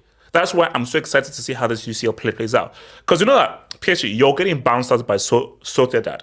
You are getting bounced out. And Mbappe better pray that Bellingham doesn't go crazy in this UCL. He better pray that he doesn't. Because if Bellingham goes crazy in this UCL, it will just make this whole thing look even crazier. Okay, Hokage, what do you think? Do you think he accepts this 86 mil? Dude, bro, you would think Mbappe, a guy who typically shines in the big games, would have some sort of appreciation for trying to build his legacy. But we've already been proven twice that it's trending towards he doesn't really care that much about club football. I'm sorry. Sure, maybe, okay, he puts on that France jersey. It's time to go. It's time to really be serious. But like Abdullah said, his boys are there. If they're going to increase his money to 86, 90 million euros a year, bro, like, why? If he really doesn't take club football that seriously, why would he leave? You know what I mean? Why would he leave? Actually, I don't know. Hokage has actually made a very interesting tangent there. Do you think Mbappe is like screw it. Let me try and win 2 World Cups. Let me try and get this whole Euros thing. Let me try and win 2 World Cups. That puts me in that rarefied place. Because you know that, bro, let's be real, you have one of the best generations. No, you have arguably the best generation of an international team in the world. So you know that come these Euros and come 2026, you're going to have a great squad and a great group. That is guaranteed. So is he saying that, okay, look, I'll just vibe out. So maybe he, in his mind, and I think this is wrong, his mind is like, look, I stay at PSG. If we win the UCL, that puts me in God tier mode. If I don't win, fine. I'm aiming to be a France legend, a World Cup legend. Because because you're already in the convo for a World Cup legend. Because if now gets a second World Cup, you are now in a whole different stratosphere. Because very few players have won, not only won 2 World Cups, been the stars of 2 World Cups, where you've been pivotal of 2 World Cup dubs. Yeah. So you it's hard, and like that's like if that's his goal, okay, cool. But the frustrating thing for us football fans is that, bro, we know you could do damage in the CL in a proper team. We know you could do crazy things. I'm confident if he goes to Real Madrid, I'm sure he'll win 2 or 3 Champions Leagues with Real Madrid. I would guarantee it. If he goes now, by the time he's like 33, he'll have 2 or 3 Champions Leagues. But if it's like you said, if he signs for PSG again on this money, it's over. His club career can be disregarded. But I don't think he'll sign. That was the question you asked, right? I don't think he'll sign. I think now I don't know what team he'll go to. Everyone says Madrid, this and that, but it's the conversation we had a couple of weeks ago when we were talking about this again. It's like, how does he fit into Real Madrid? Vinny has already established himself in that Madrid team. You can't just shift him out to the right. I remember, Nomad, you were saying that Vinny will play where he will play, or Mbappe will play where he will play on the right. Either they'll have to play where they play, but yeah, I don't know. Like, there isn't that many clubs that could take his wage. As a Bayern fan, I could tell you 100% that's not an option. The max we pay players yearly is 23 break million the euros. bank. I don't care. It's Mbappe, break the fucking bank. Well, no, that's the thing. Our max wage cap is 23 million, and that's like for Neuer, Muller, and those guys. So it's not Bayern. United isn't this big boy team anymore that's contending for anything. City, I don't think he'd go to City, but City would be an option. I think they could pay the money. So, in my opinion, there's only 2 options, City and Madrid. But I'm sure he won't sign. The way he performs in World Cups, the way he performs at big moments, there's no way this guy doesn't have more aspirations at the club level. There's no way. And if he does, he's putting on the greatest acting performance of all time. But I really hope he makes that move. I really hope. I really do. What was it called? BMF. Wait, what's your take, bro? I agree. Like no other club, like especially the clubs we've seen that are linked to Mbappe. We saw Chelsea, we saw Liverpool. None of them are going to break the bank for what Mbappe wants and what they can offer Mbappe. The only club that can offer Mbappe right now what he wants is Real Madrid. They're a good team right now. You got Jude, you got Vini, you got the same guys in basically your generation where you can literally make this Real Madrid team, so great. The thing is, I'm looking at Real Madrid. Do they want a striker, or do they want to just say no? Let's just get let's just make the old team a Galactico and just go get Mbappe to just add the Mbappe. The striker is a smarter move. I don't know what they want, but I say the striker is the wiser move because Mbappe, right? Like people say he can play striker, but what I'm gonna see is just him and Vini just be in that same position, just want to just go on that left side, just keep attacking the left hand side space. So. That's why I said right now, especially when Vini just signed a new country, just giving number 7, they're making the guy, it's literally the guy for Real Madrid. I'm just looking at Mbappe like, you might as well just stay in PSG and just say, you know what, stay in PSG, try build a great team, like a not just this, all this signs they just make a proper team that can, compete with the guys of Real Madrid and see to try to win this Champions League. But I just can't. I just see him just staying at PSG. If I'm being real, because if he lives, for example, if he leaves PSG on the free, is he taking a wage cut? Because there are only a few clubs that can offer what Mbappe is getting per week, guys. No, for me. It depends on what he wants. Hence why BMF, I'm thinking that he's using the club just to get the bag, and he's putting his focus into trying to stack up trophies for France. But my thing is that I think that's a dangerous move, because winning a World Cup is very hard, and it's very difficult to do. And winning knockout tournaments are hard to do. So you're now waiting 2 years to try and get a Euro to a World Cup. A Euro is a World Cup. That's a risky game, bro. Like that like you like if in that Real Madrid team, like they can actually do some of the most nastiest stuff we've ever seen. Like imagine Vini Mbappe, that with Jude, is that actually a evil team, because that team actually cool. But with Mbappe, it's just where is he at mentally? Does he want to say, you know what, I've done what I could do with PSG. It's time for me to move on, go to a bigger, better club, and try and achieve this Champions League dream that is been on my mind. Because let's be real, it was a CR7 fan, but he grew up watching CR7 in the Champions League, performing in the Champions League. He wants to do the same, wants to replicate the same thing. Now the thing becomes, okay, the only option you have is, Real Madrid. I've seen links with Liverpool, but I don't think FSG are going to break the bank. Nah. They didn't break the bank for your boy, man. No way. They break. So I'm like, Real Madrid, it's Real Madrid's choice. If Real Madrid wants to go for him and say, no, we're going to add you to this team, if Mbappe is ready to learn as a striker, especially with Ancelotti in this as the manager, it can work. But my face telling me that he stays at PSG and they just they keep it going. What's it called? Quick question. Yeah, go for it. I can't think off the top of my head. I only know Cafu and Pele did, but how many players have won 2 World Cups? A German player. I think there's a German player that. No, sorry. I think it was Breitner has scored in 2. He's the player. I think he scored in 2 World Cup finals. The German dude. I think Breitner. I think is his name. It's only that Brazil squad. Pele, I think it's mostly guys from the Brazil squad. It's very rare. Very few people have won 2 World Cups. Very few people have won 2 World Cups. So the only one I can think of is Pele, and I think another Brazilian. Cafu, I think Cafu did, right? 94 and 02, right? Did he play in 94?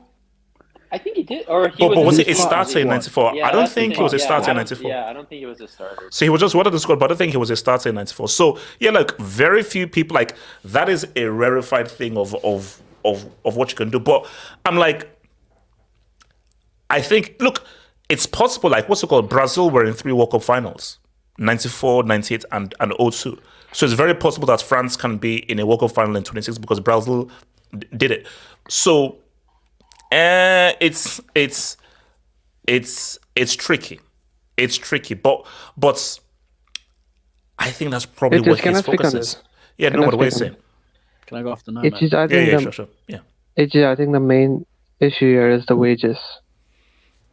Because I think I heard on another podcast. I think his mother, Mbappe's mother, said that if anyone was offering us €1 billion a year, we wouldn't even think about what club it is. I think she said something to that effect. I mean, I'm paraphrasing, obviously, but that's what she meant. And maybe that's what their entire family, they just look at this as a job, Maybe the entire passion and loyalty and, all of that is reserved for the national team and for his national career. Maybe his entire club career is just, a profession, a job. And if he can do that in his hometown, making millions of euros a week, and I think he's going to ask for even more, administrative powers behind the scenes. No, but actually, I just thought of something. Maybe he doesn't need a UCL. No. I don't wait. So let's say Mbappe goes to Real Madrid. Would he be happy sharing the limelight with Jude and so Vini? Yes. He will. This is Real Madrid, because when you come at Real Madrid, the administration has a really good track record of doing this to even the biggest egos. They just melt right in. No, because my thing is that when if Mbappe joined before, he doesn't have a bigger ego than Cristiano. No, see, if Mbappe joined before, I know it's Real, the club is bigger than you, but people know that, okay, you are the superstar. Cristiano was the star of that team. It was still Real were bigger, but we all know that Cristiano Ronaldo, that was the star of that team. he was the star of that team. Even for the Galacticos, R9, Roberto Carlos, Figo, it was really Zidane was really this. There's always that star, that main guy. Cristiano was the main guy. So of course you've got Vini, you've got those guys. But if Mbappe to come, he'd been the star. If he's to come now, are you the star, or do you not have to fight for the limelight with Bellingham? Yeah, but because even Bellingham, you can say he started just right now. And after the season, and we can make a full assessment, of his debut season. But when it comes to Cristiano, when it comes to Zizou, these were already, UCL ballers and Ballon d'Or contenders or winners when they came to Real Madrid. Mbappe has neither a UCL nor a Ballon d'Or. So this won't immediately become his team when he comes in. And what's That's the difference. Money Mace.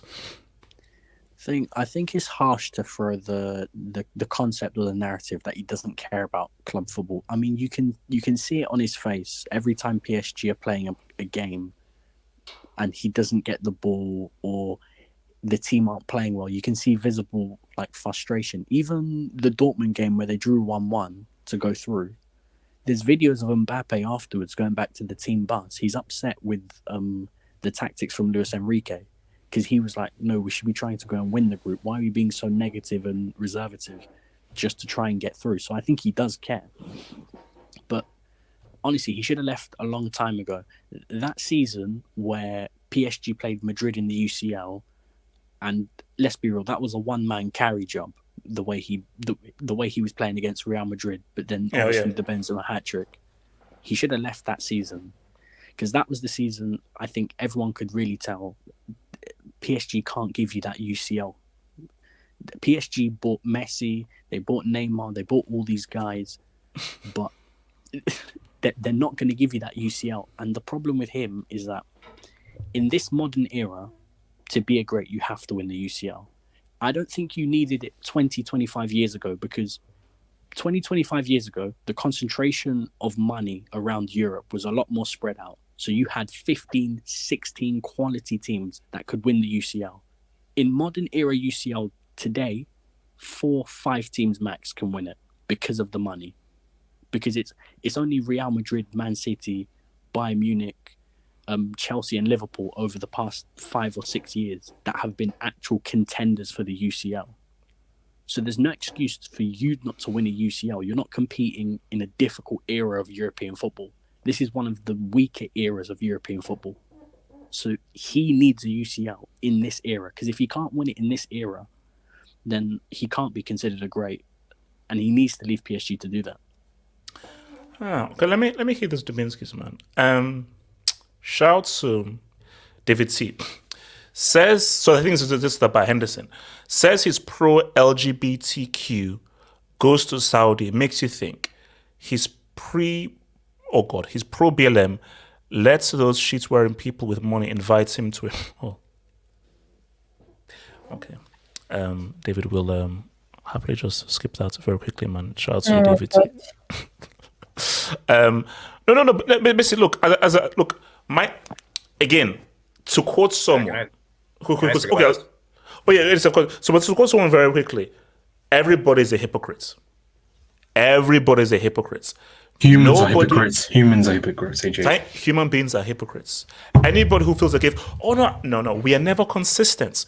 We pick the time and a place to apply whatever we want. So all those guys say, Henderson, you are pro-LGBT, you are not. Every single person you've done something similar. You haven't started in business. You haven't kept the same energy for different scenarios. And you've been one way this way, and based on a different scenario, you've not been another way. Everyone's a hypocrite. Just admit it. the three things I admit it. Everybody has had a hypocritical moment. So for me, that's why I feel this whole Henderson thing, it ain't a big deal. I'm like, okay, he was pro-LGBTQ, he went there. I'm like, okay, fine. Sorry, it's not that big a deal for me, because I know many people who've done similar things. Again, the key classic word, shout out to a wise man, everybody's a hypocrite. And don't think that you're so... Samasi, you as well. Samasi, you've had a hypocritical moment. Yes, you have. Especially you, Samasi, especially. Everyone has. Samasi, everybody has. You have. Hypocrite. Yes, you are. It is no. So talk about this. So what would you... So this whole Mbappe thing. Yeah, I agree with the people here. I think he wants to stay at PSG. And I think he has this idea that it's better to win a Champions League at PSG than win a Champions League at Real Madrid. And I think that's why he wants to stay at PSG, because if he wins a Champions League at PSG, he'll be remembered more than a Real Madrid. 87. We're talking about LS. This is a special club, and a special club that is built specially for failure. 87. I hope you realize that it's impossible to win the UCL for that. Yeah, I club. agree. I don't agree with this, but I think that's what Mbappe thinks, that it's just better if I win a Champions League at PSG, I would be remembered more than at Real Madrid. Because I just don't see why else would you stay at PSG for. I think he wants to be remembered more. Or the other idea is, again, this is just spitballing. Doesn't take club football that seriously. His focus was on international football. So if I don't win the use of PSG, if I win it, so hey, great. But my focus is be a PSG legend. It's my hometown place. It's my comfort zone in club football. I will go balls out and go full crazy international and try and win a second World Cup. By that logic, he better ball out in the Euros then this year. He has to ball out. He has to. Yeah. Yeah, HH, you actually make a really good point, because Messi was at PSG when he won those international trophies. He didn't really care about PSG that much at that time. No. Like, so my thing is that, like, I mean, but you see, that's why it's so funny. That's why it's so good to talk about legacy talk stuff. If he's got this one World Cup, I'm going to need several UCLs. And maybe you throw in a Ballon d'Or. So that's the thing. So if all you have is one World Cup and 0 UCLs, that's not that great a legacy. It's pretty good. It's not that great. But also, but if you have 2 World Cups, I don't care about any of the UCLs. Like, HH, 2 World Cups is the equivalent of like 20 UCLs. That's the exchange rate. But HH, don't you think that, like, and I don't mean to butt in, but don't you think he at least needs to go play in a competitive league? Like, maybe he doesn't need to be winning the UCL, but he's playing the French. That's the biggest problem. But Antonio, about the exchange rate. That's a bigger problem than UCLs. Antonio, if he wins 2 World Cups, then I don't need another UCL. Okay, if he only has 1 World Cup, I'm going to win the UCLs. But he only has 1 league title that means something, and that's the Monaco one. Yeah, like if he was playing for Monaco still, or a Lens, or another team that's not PSG, his league titles would be more valuable. But let's keep it a buck. He isn't, and his titles kind of seem, I don't want to say they're fake. They exist. Like, he's won a bunch of French league titles, but they're not as impressive as if, let's say, he went to the Prem and went for, I don't know, to Newcastle or even a small team like Chelsea. And Antonio, the fact that he needs to move, and he knows he needs to move. So my thing though is, if you stay at PSG, your club career is trash. He's HH. This is gonna be a hot take. Chelsea will win their 3rd UCL title before PSG win their first. That's not a hot take. Facts. That's not a hot take. With the way you guys are right now, it kind of is. Antonio, I'm saying, put it this way. 10 years. God forbid. Antonio, let's fast forward 10 years time. PSG still don't have a UCL. Yeah, I just don't see it. In 10 years time, Chelsea could be back in the UCL in 10 years time. Oh, so, you definitely will be. I just think the biggest thing. Are we sure? Are we sure? How can you? I'm sure. I'm 100% sure, because when you say PSG, like, they had that front 3, and they had a lot of other names in the team, but it was the front 3. I'm sorry, you have a front 3 like that, and you bottle it so badly the way they did. I just don't see how, and because they've also, like, stagnated themselves in a way, like, I don't know what they're trying to play. How are they trying to, like, I don't understand this, and maybe you guys can come in on this. Why are they playing possessive football now when they don't have the profiles for it? Last year, it would have been better if they played that way. But wait, hold on. Let me get this. So it's fair. Players that are better for counter. So it's fair. Something like the China and Saudi League will only work in a desirable location. Maybe it will work if it happens in the US. I was about to say America. I was literally just about to say America. You see, if America, specifically like the West Coast, if America were doing what China and thingy were doing, like if America took football seriously, that could be the real threat to Europe. Because it's freaking America. You know what the lifestyle is like. Specifically, if we're talking about LA, San Francisco, Miami.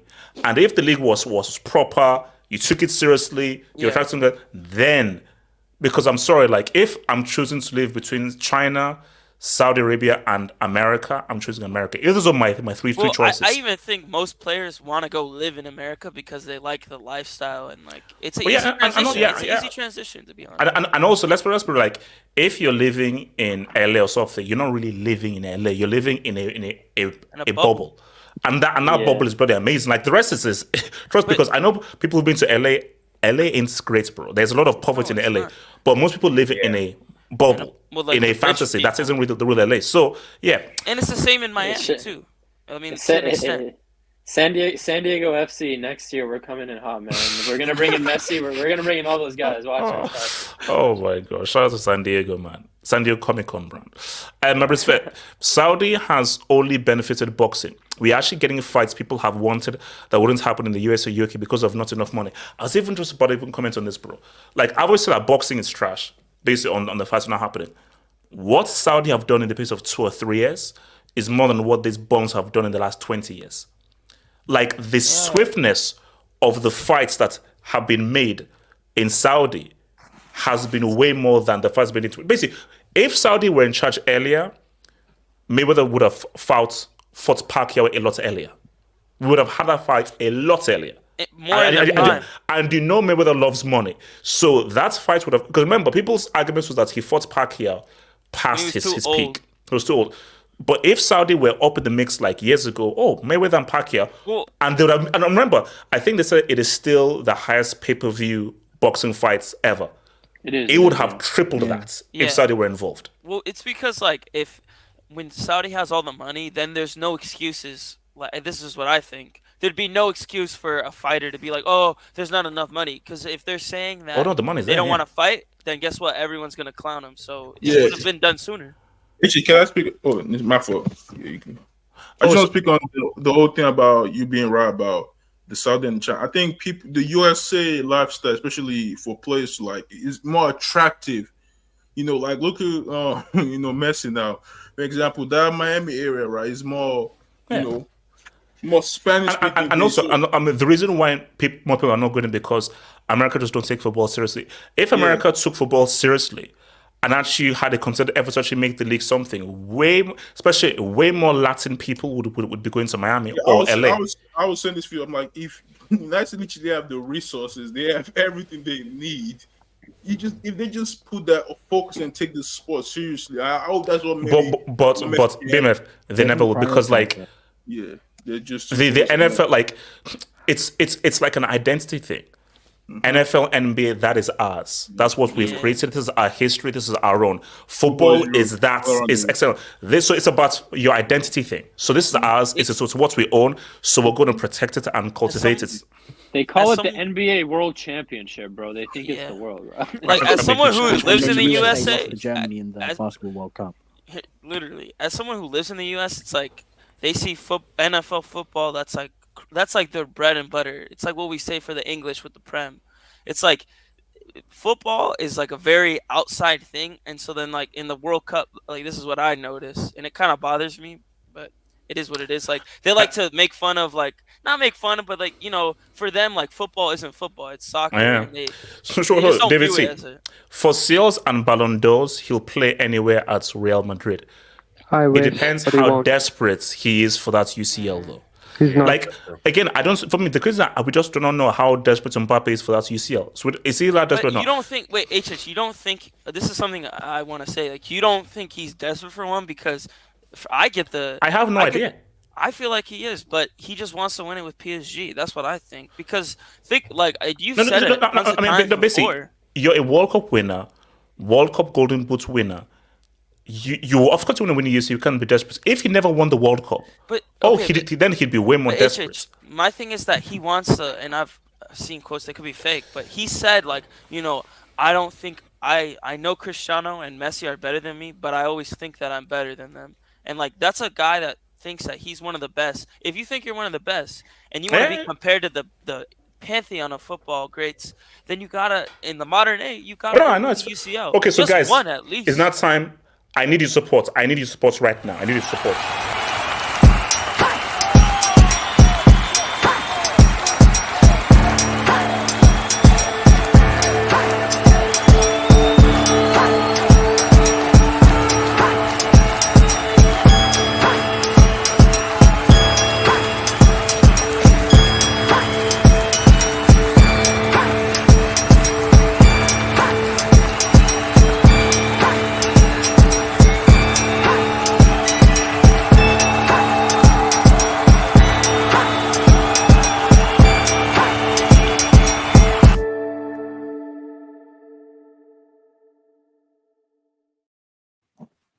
Guys, I need your prayers right now, guys.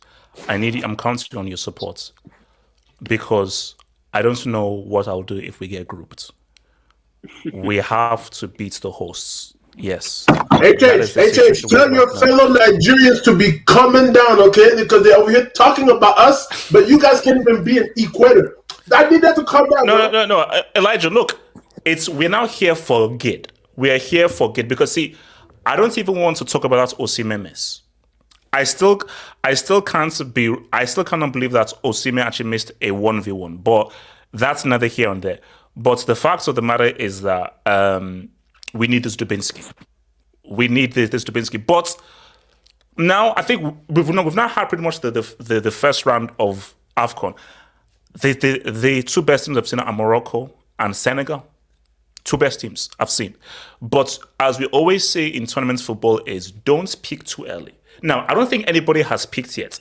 I don't think we've had like a super 5-star performance by any team because I think Senegal can get better. I think Morocco can get better. I think Morocco were just in that second or third gear, So for me, it's very hard to know who can win. Because the thing about tournament football is that there's so many guys that look amazing in the first game, even amazing for the 3 games. Everything else falls by the wayside because tournament football, you just have to build up. You have to build up.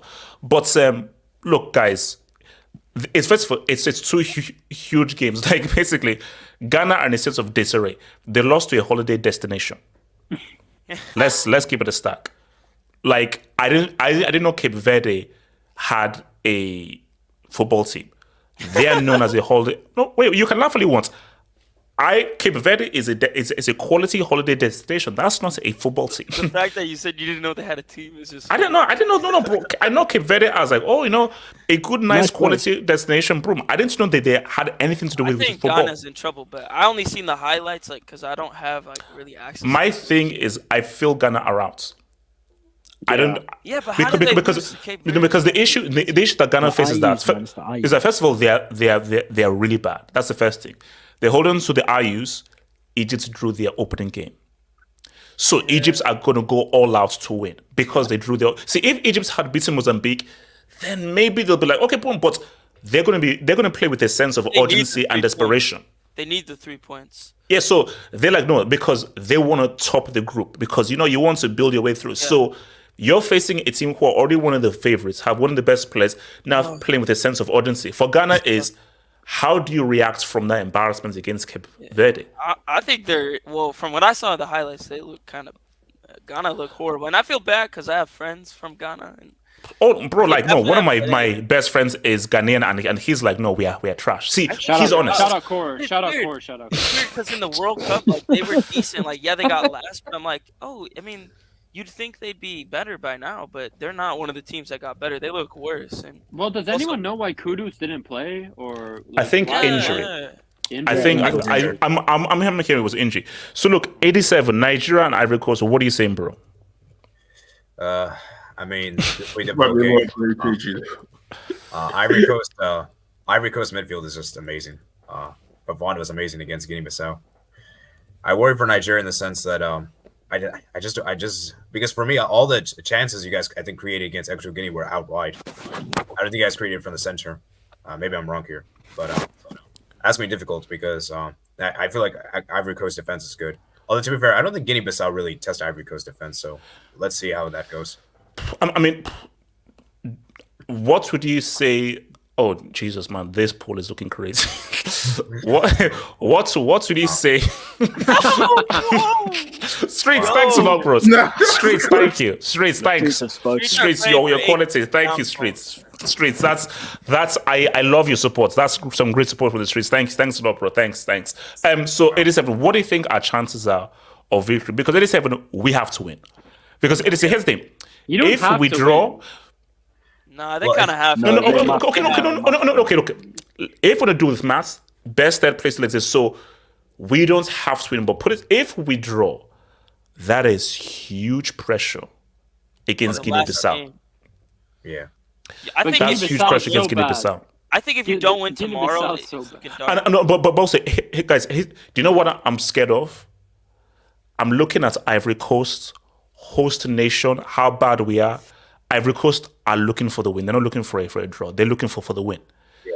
So what I'm scared of is because that's hosts, especially because they won the first game and they looked solid, they want to now build up. So they will proactively look for the win.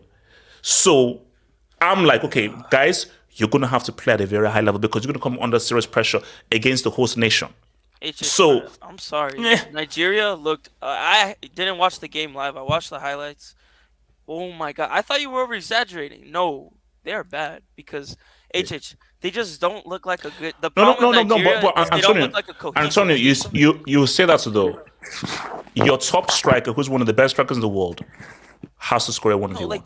That's why I'm This is what I'm trying to say. Like your team doesn't look cohesive. The star players that you have, like Osimhen, like.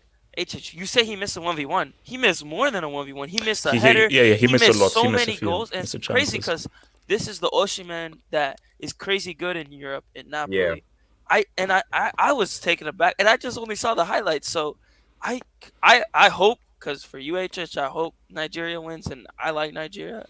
But I don't know, man. Like, I mean, I like Osimhen. Hold on, guys, 70% is crazy, man. 70% is crazy. Yeah, their opinion. But essentially, at 0% says so. Basically, people are starting with 0% saying no. So people are sure this. I just feel like tomorrow you're gonna be shameless if they win, though, because I would be. I don't know. I'm just saying. Everyone's doubting Nigeria. Antonio, based on how bad we are, if we beat the freaking hosts. But it's like you're not even like if you were a cohesive team and like you guys looked. This is from what I got from little I saw.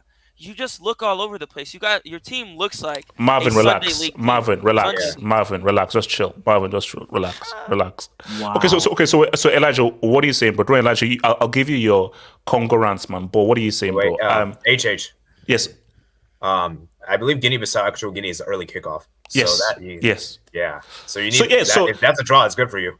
If it's a draw, it's good. But if Guinea-Bissau, if there's a winner, then it gets very tricky. Don't rely on other teams to go through. That's how you always get yourself into trouble. You got to keep it in your own hands. No. I think, look, we have to.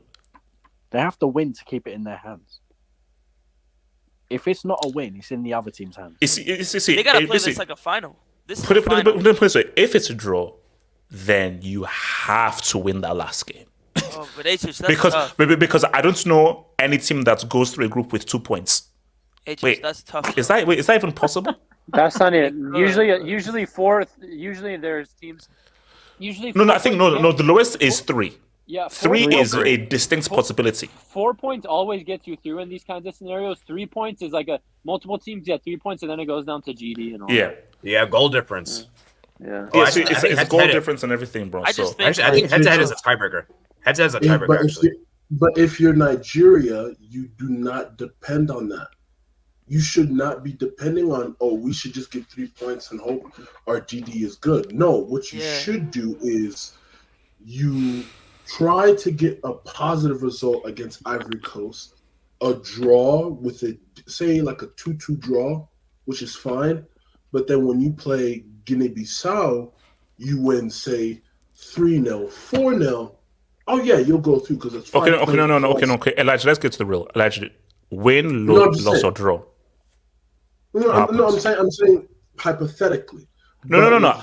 Elijah, I don't care hypothetically. What do you believe will happen on Thursday evening?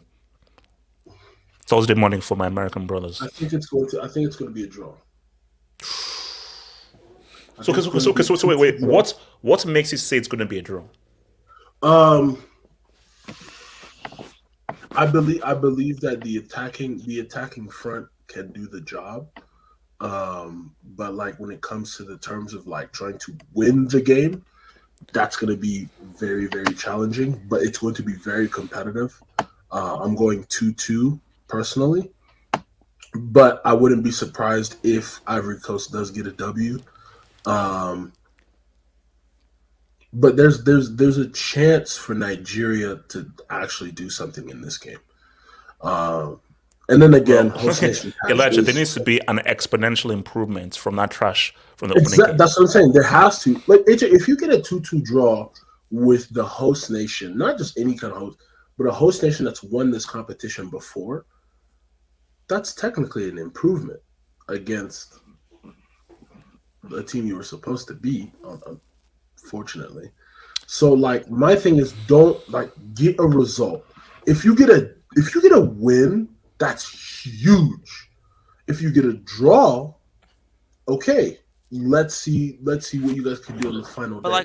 I'm just not a fan of this depending on other teams shit. Oh no. You always have to leave it in your hands. You always have to leave it in your hands, bro. Always have to leave it in your hands, man. But like, don't you think it'd be positive if like, okay, if they get a draw but they played good, that'd be better. But what if they get a draw and they played bad? Like, I don't know. I think it depends how they play. If they play good football, Antonio, at this moment in time, good. If they play good, get a draw, it's even worse. But just like I'm saying, like HH, you got to see improvement for the team. Like, no, say it all the time. But they keep growing. Antonio, the main thing here is I don't want to get grouped. Yeah, I don't care about. The main thing here is good. So we're now on good time. Let's worry about performance. But the main thing here is don't you dare go to an African Nations Cup and not come out of the group that has Equatorial Guinea and Guinea-Bissau. Shout out to Ivory Coast. To not get out of a group that has Equatorial Guinea and Guinea-Bissau will be shameful and disgraceful. Money miss. What are you saying, bro? Money miss. What are you saying the weekend? Peace out, guys. Have a great Christmas. Peace out, bro. Peace out, Antonio. HH, I'll be real life fear for you.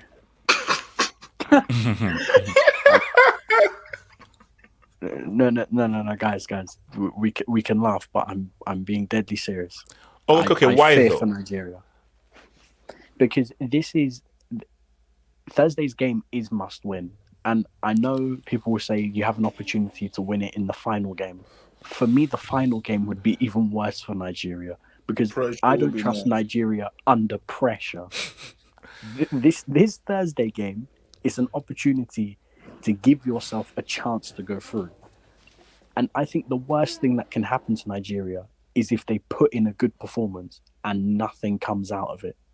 That would kill any chance of them going through. For me, that's what I see happening. I can see Nigeria playing well, outplaying Ivory Coast, and they're 1-0 up, but then somehow they just concede a late goal and it ends 1-1. That would be messed up. That would have been eternally messed up. No, but that's what I see. And it feels like that. And it feels like right now it's not about performance. It's about the result and it's about Gid. But if you have a good performance and nothing comes out of it, it's just going to kill you lot for the last game. Because under pressure against Guinea-Bissau, I'm sorry, in a one-off game under pressure, I've seen what Nigeria did under pressure against Ghana, and it wasn't good. Wow, what a miss. That was a low. No, I'm being real, bro. The thing is that you're not a terrible team, but under pressure, Nigeria just fold. I don't know what it is, but anytime it's like to achieve something, I'm not sure that I trust this team under pressure. Which is why that's a sad, unfortunately. Hence why, if it comes down to like Guinea-Bissau is now a must-win, I'm not sure how much I trust this team. So I think a result is needed. Like you see, my hope and my prayer is don't you dare lose this game. If you lose, but my worry though is that Ivory Coast are Ivory Coast are not going to be conservative. Because Ivory Coast will study and say, no, these guys are vulnerable. We are at home. We want to maintain the momentum. So Ivory Coast are like, we are looking for all 3 wins in this group. Yeah, so for Nigeria, how are you going to react to a host nation that looks solid, that will control that midfield looking to win the game? Do you know how to counter? Do you know how to counter? First of all, can you please defend? Can you please defend like guys with the braids? And do you not know how to freaking counter? HHRB road defending, it's going to be impossible with the defenders that you have. You've got to go out there and try to outscore Ivory Coast. I know it's going to be difficult. They've got a good team and they've got a good midfield who are really good at bringing the ball from back to front, transitioning it very quick. The thing that can give you hope is that if you turn this, in my opinion, into an end-to-end game, because one thing I will say is that the Nigeria forwards, I trust them more than the Ivory Coast forwards.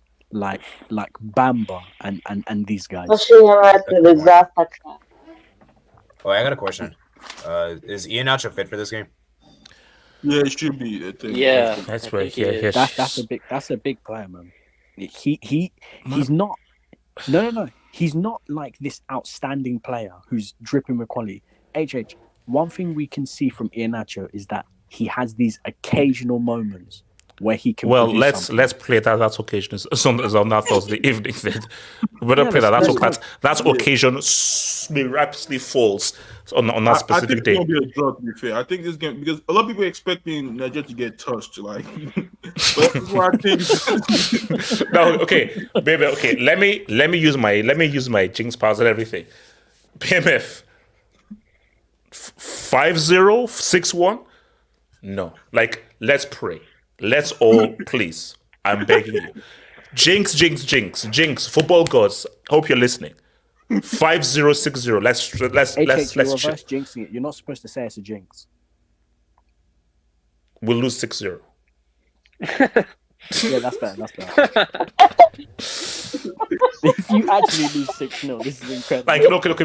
BMF, I think we can lose 6-0. We can lose 6-0. If this actually happens, don't say anything about the game. Don't say anything about No. I think we can lose 6-0. I think we can lose 6-0. I think it's possible. Fair, I think it's gonna be a draw because it's gonna be. This is what I think this game's gonna happen.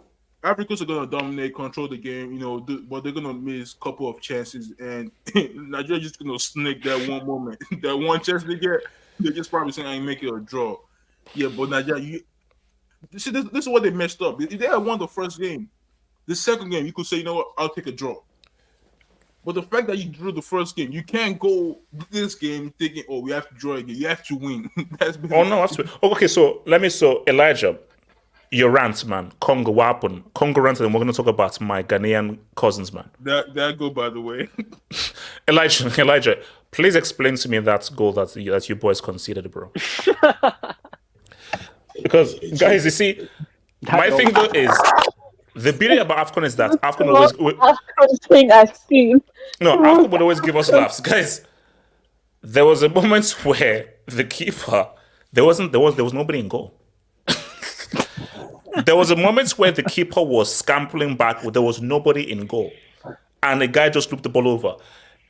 Elijah, what happened, bro?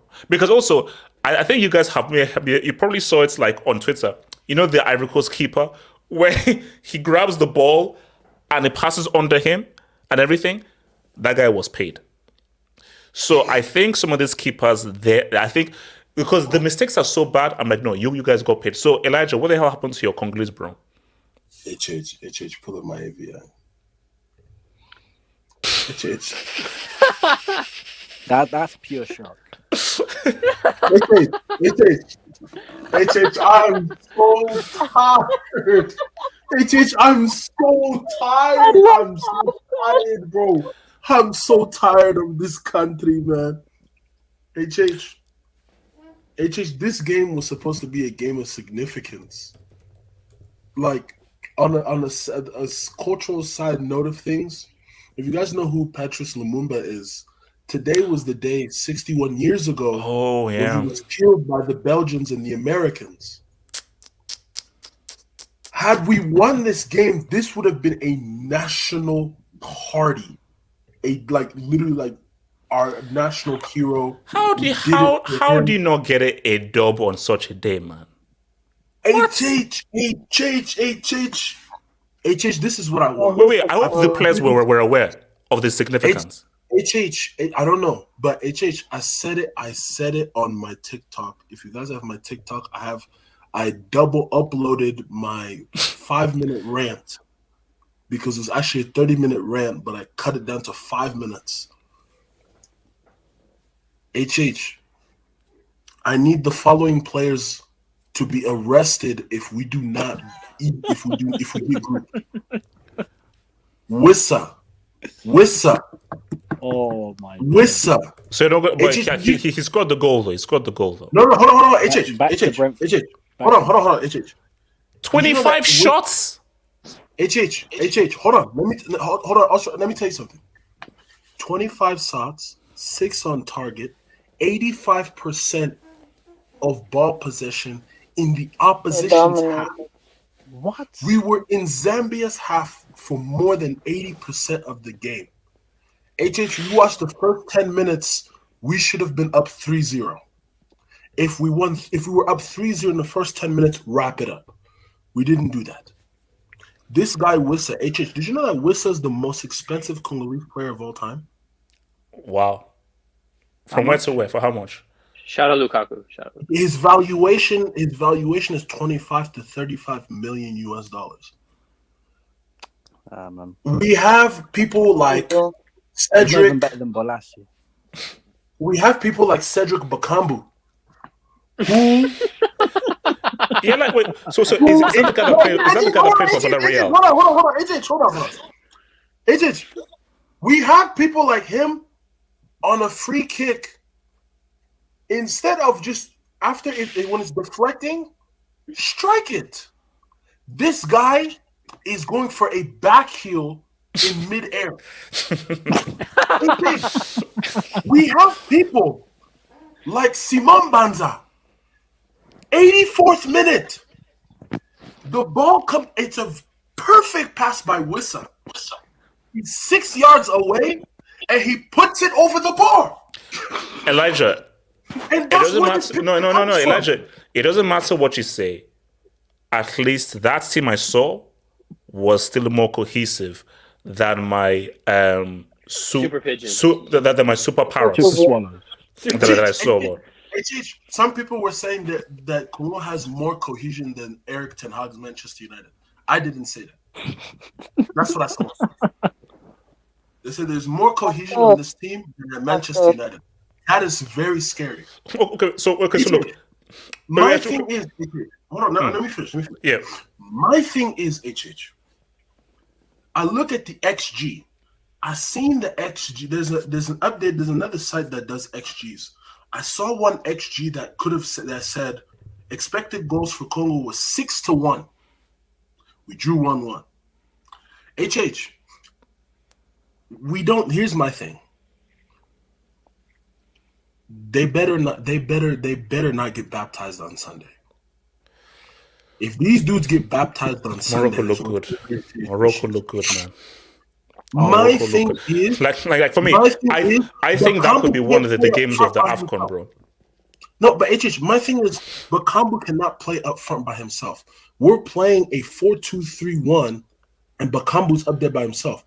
This up. Change to a 4-3-3, something so that they can generate a very positive attack. Like Bangonda can actually create stuff. And then my thing is the substitutions at the end of the game. You got Silas, who's cooking at Stuttgart, but he's coming on in the 90th minute. And then you got Meshak Ilya, who's literally a black road runner who eats fufu before games, and they're bringing him in 5 minutes. Like, what is this? We should have watched these dudes. Wait. So now, the next big game that's happening. Now, this I truly fear for. Ghana against Egypt. That's a good game. It's gonna be good. No, that's a good game. It's a good game. I don't think it's going to be a good game. I fear for Accra. I think there could be a civil war in Accra. Honestly speaking, because here's the thing: this is a Comoros. I thought Comoros was like a comet. You know, like how you look through a telescope. I thought Comoros was the name of like a comet in the galaxy.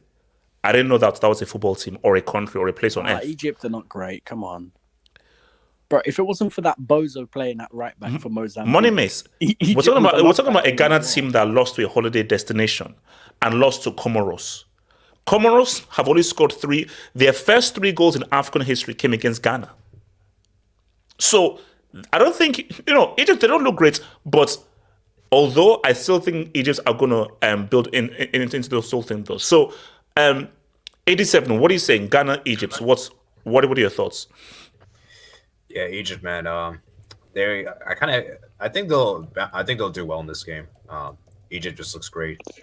Even though they had a draw against Mozambique, I think the first game you always have that. You just it never goes you kind of struggle to get to the groove of things, And second game usually teams get better. So, and for Ghana, I just don't really see any hope for this team other than Kudos. I mean, if Kudos doesn't play, I don't know where the goal is coming from.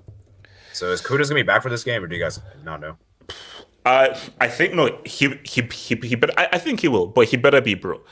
Because I think if those IUs show anywhere near them, man, then those guys are completely screwed, man. But like for me, I fear for Ghana, man, because the issue is because Egypt are gonna. Because I think a lot of people's issues with Egypt is, and I think even Egyptians say this, is that once they went ahead against Mozambique, they sat back. And they just took it easy.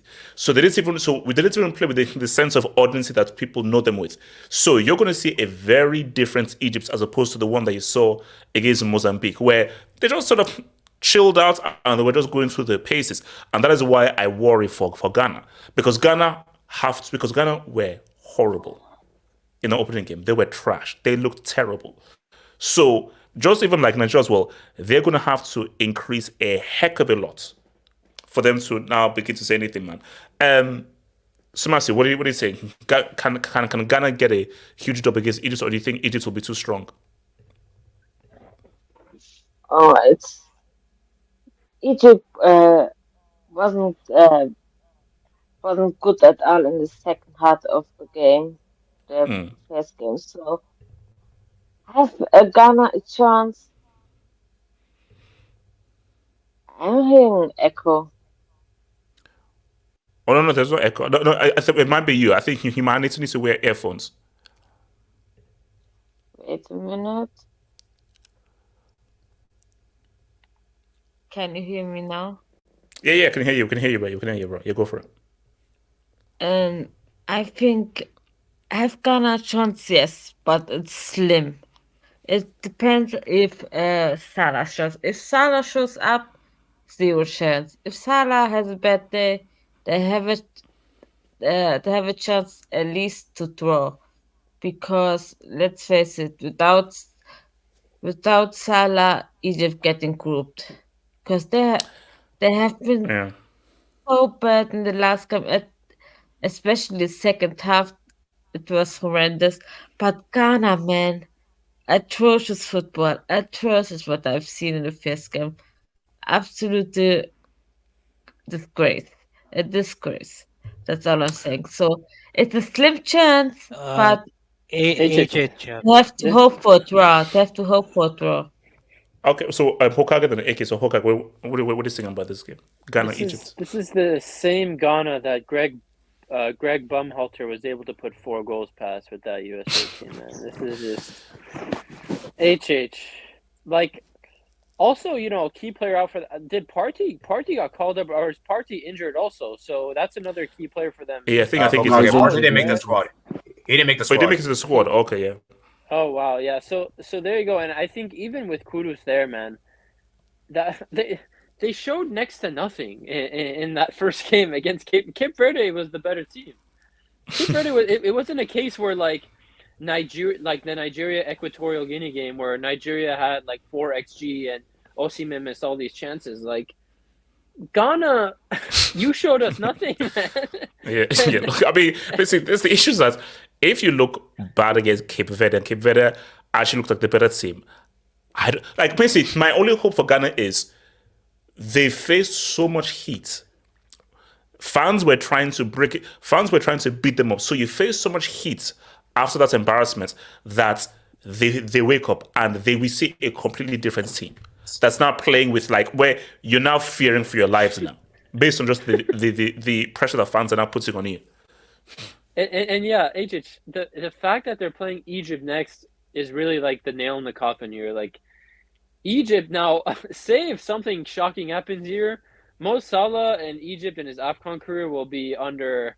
We're gonna have serious conversations, but I think I don't think that's gonna happen. But the fact that they're playing Egypt really is just it's over, because you lose to Egypt probably, and even was Mozambique. The way Mozambique played, Mozambique probably puts 3 goals past these guys. So yeah, it's not looking good. AK, talk to me. Firstly, AJ, can I speak on my team today? Oh no. We'll get there afterwards. We'll just focus on the Ghana thing, then we'll talk about Morocco after. I think it's gonna be a draw. I don't rate either of these two teams. Egypt, they didn't look that great when I saw them against Mozambique. Ghana looked ass, but I heard that Chris Hughton was getting. Chris Hughton almost got attacked, so he better do something next game. So I'm going for a draw. Oh no! Like I think if Ghana lose, Chris Hughton needs to take like a helicopter from this stadium back to Blighty, bro. Personally, Money Mace, man. What can Ghana pull out something? Hell no. I need to speak on these IU brothers because I'm sorry. Enough is enough. Just because the BD Pele is your dad does not mean you get special privileges to play. No. Do you know what's so crazy? So there was like a tweet. So I guess in the Cape Verde game, I think it's Andre Ayew, Rigobert Song, and an Egyptian player who've now been in 8 Afcons. So this is now like it's a gimmick. And someone pointed out 2 of those guys actually have won the damn trophy. You haven't. So my thing though is that it's just a gimmick of like, man, I just want to keep on being in these things again and again and again. Even if you don't deserve to be there, it's just like, hey man, I'm just part of the team. But it's like, so how can we respect you, take you seriously when you are just including guys into the squad just for on posterity? Yeah. No, but the thing is that HH, you see Andre Ayew, the bold one. I can at least have a bit of respect for him. He wasn't an amazing footballer, but he had like a bit of decent ability he was all right. Although that penalty was... You see, my name is, after that penalty against Uruguay, he should have retired on the spot. No. But even when he got called up to that 2022 squad, he was washed. So, like, but at least he's had some decent moments in his career. His brother Jordan Ayew, I swear to God, he's the worst footballer I've seen in my life. But Money makes you say this though. I'm not a stats guy. You respect the best dribblers in the Premier League. That says like he has completed the most dribbles in the EPL. I believe that's BS. I'm praying that is BS, but I saw that stat and I don't understand it. I've seen a lot of Crystal Palace games. Watch these dribbles back. I guarantee you only 10% of those dribbles are forward. The other 90% are in circles or backwards. And he does this thing where he dribbles on the ball, waits until he's about to lose it, and there's 5 people on him, and then he gives a hospital pass to his teammate. He is low intelligence. And the worst is he's horrible. He's horrible. We're hoping Nigeria does something. We're hoping Ghana does something. I want both of these teams to go out. I do not want to see El Jalofico in the Afcon, please. I don't want to see these two teams play each other. I mean, just for, the back and forth and everything, I was like, man, if Nigeria meets Ghana, like, I can guarantee right now that we're not seeing a Nigeria-Ghana game because at least one of these teams doesn't get through the group. There is no chance in hell both of these teams come to the group. No way. One of them maybe both, heck no. Yeah, Money makes at least a good Jollof team is actually going through in Senegal. So we have that. Yeah. Someone's representing Jollof well. No, but these two are such bums. I don't want to see these two make it far. That game, if Nigeria ever play Ghana in the Afcon, we're only here for what the fans have to say about each other. I'm only here for call. No. We're not here for the football. We're just there for the Twitter back and forth. That's what it's there for. We're not here for bro. That game will be one of the worst games of the Afcon based on football quality. Both these teams are horrible. It's called gonna dance again. Oh yeah. Oh god. Okay, so now let's talk about these dudes, man.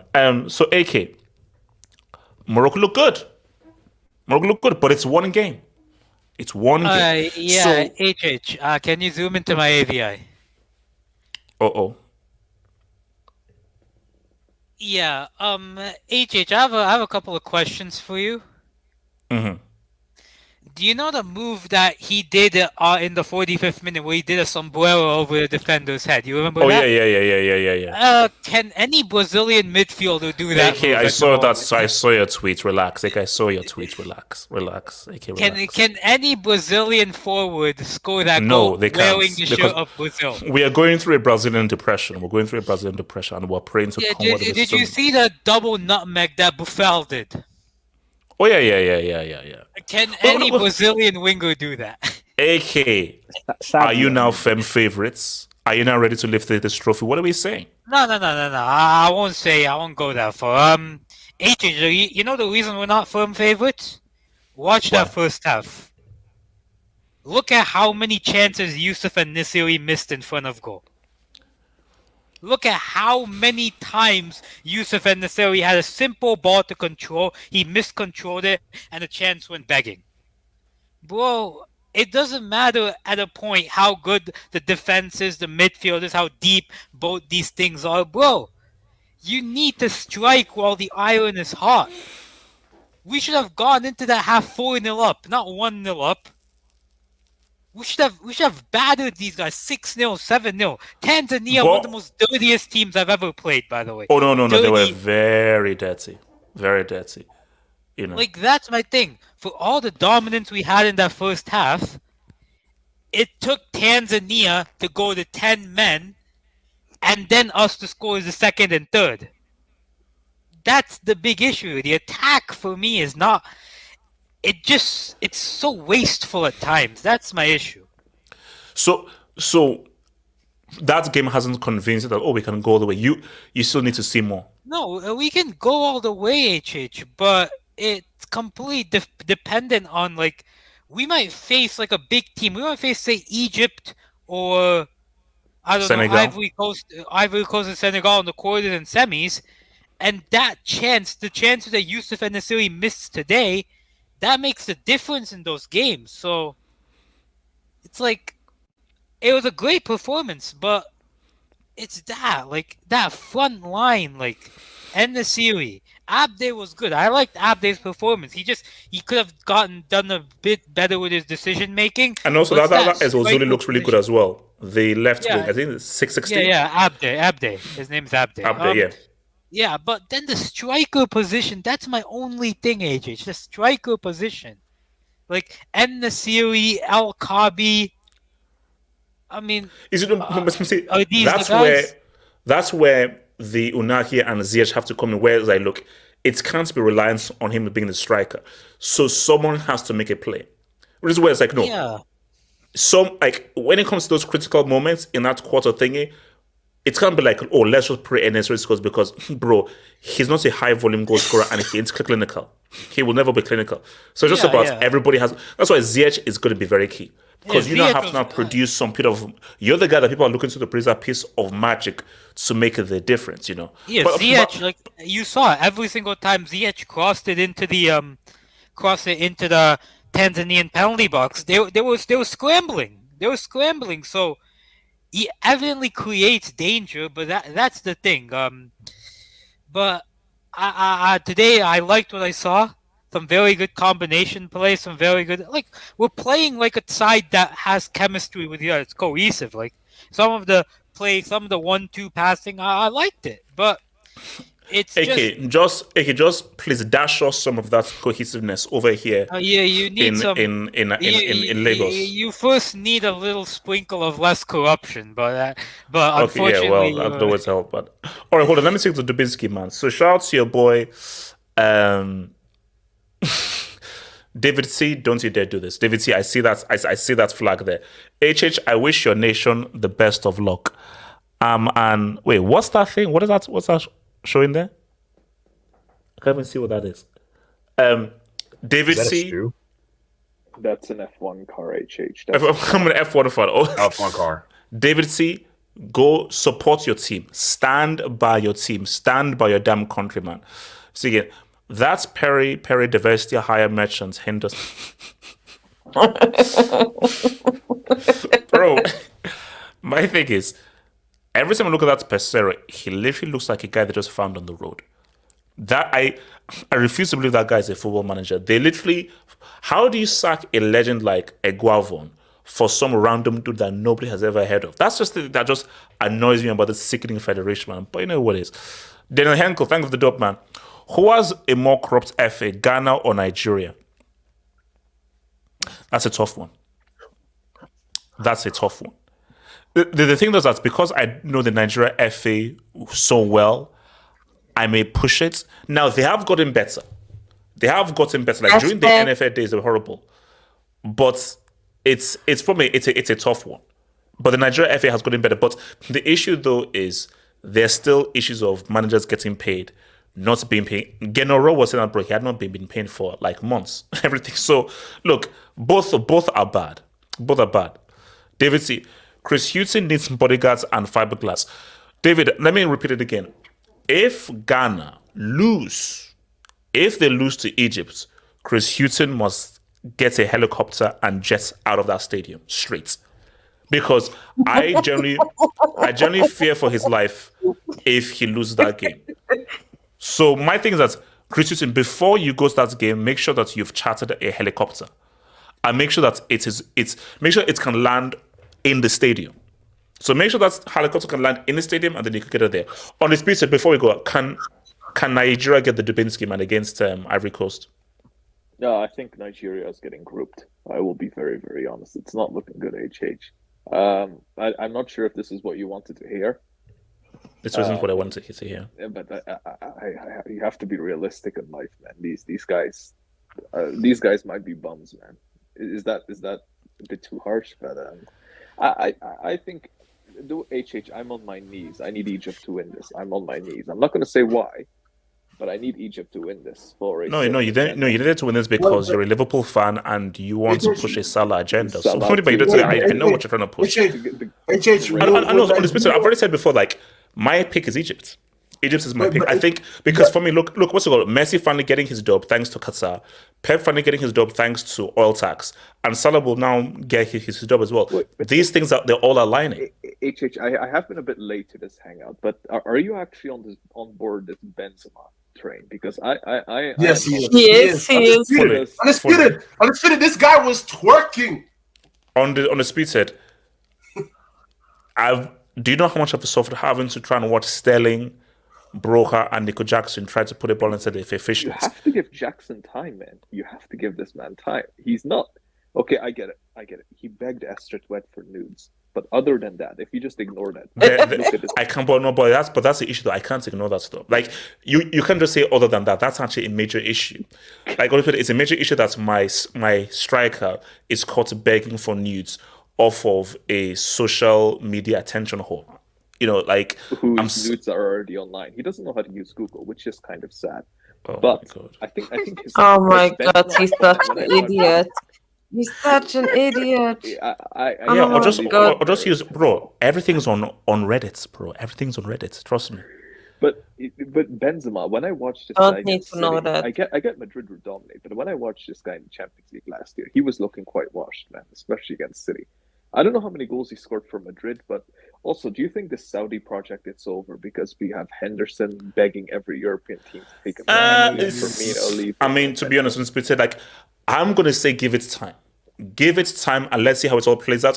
But it's not looking good. I think the problem is the footballers that come from Europe, Saudi Arabia is such a different culture from Europe. Like, they'll move to MLS because America's not that different. Yeah, most of them now moved to, most of them that moved to the Saudi didn't go with their family. Like most of them, like that, they just went by themselves. Like, with their family, right? Because okay, so guys, I need my video statement. Tomorrow is a big day, massive, because we have Copa del Rey, Real Madrid against Atleti, Ghana thingy, and we have this. So I'm gonna need my video. So guys, I will be on Twitch. Watch along is on Twitch for the Nigeria game and also watch along for the Real Madrid game. So join me on Twitch for that game and I'll need your support. Peace out, stay true, stay real. Zad lives, Okocha is better than Messi, Arnan, and Pele. Peace out.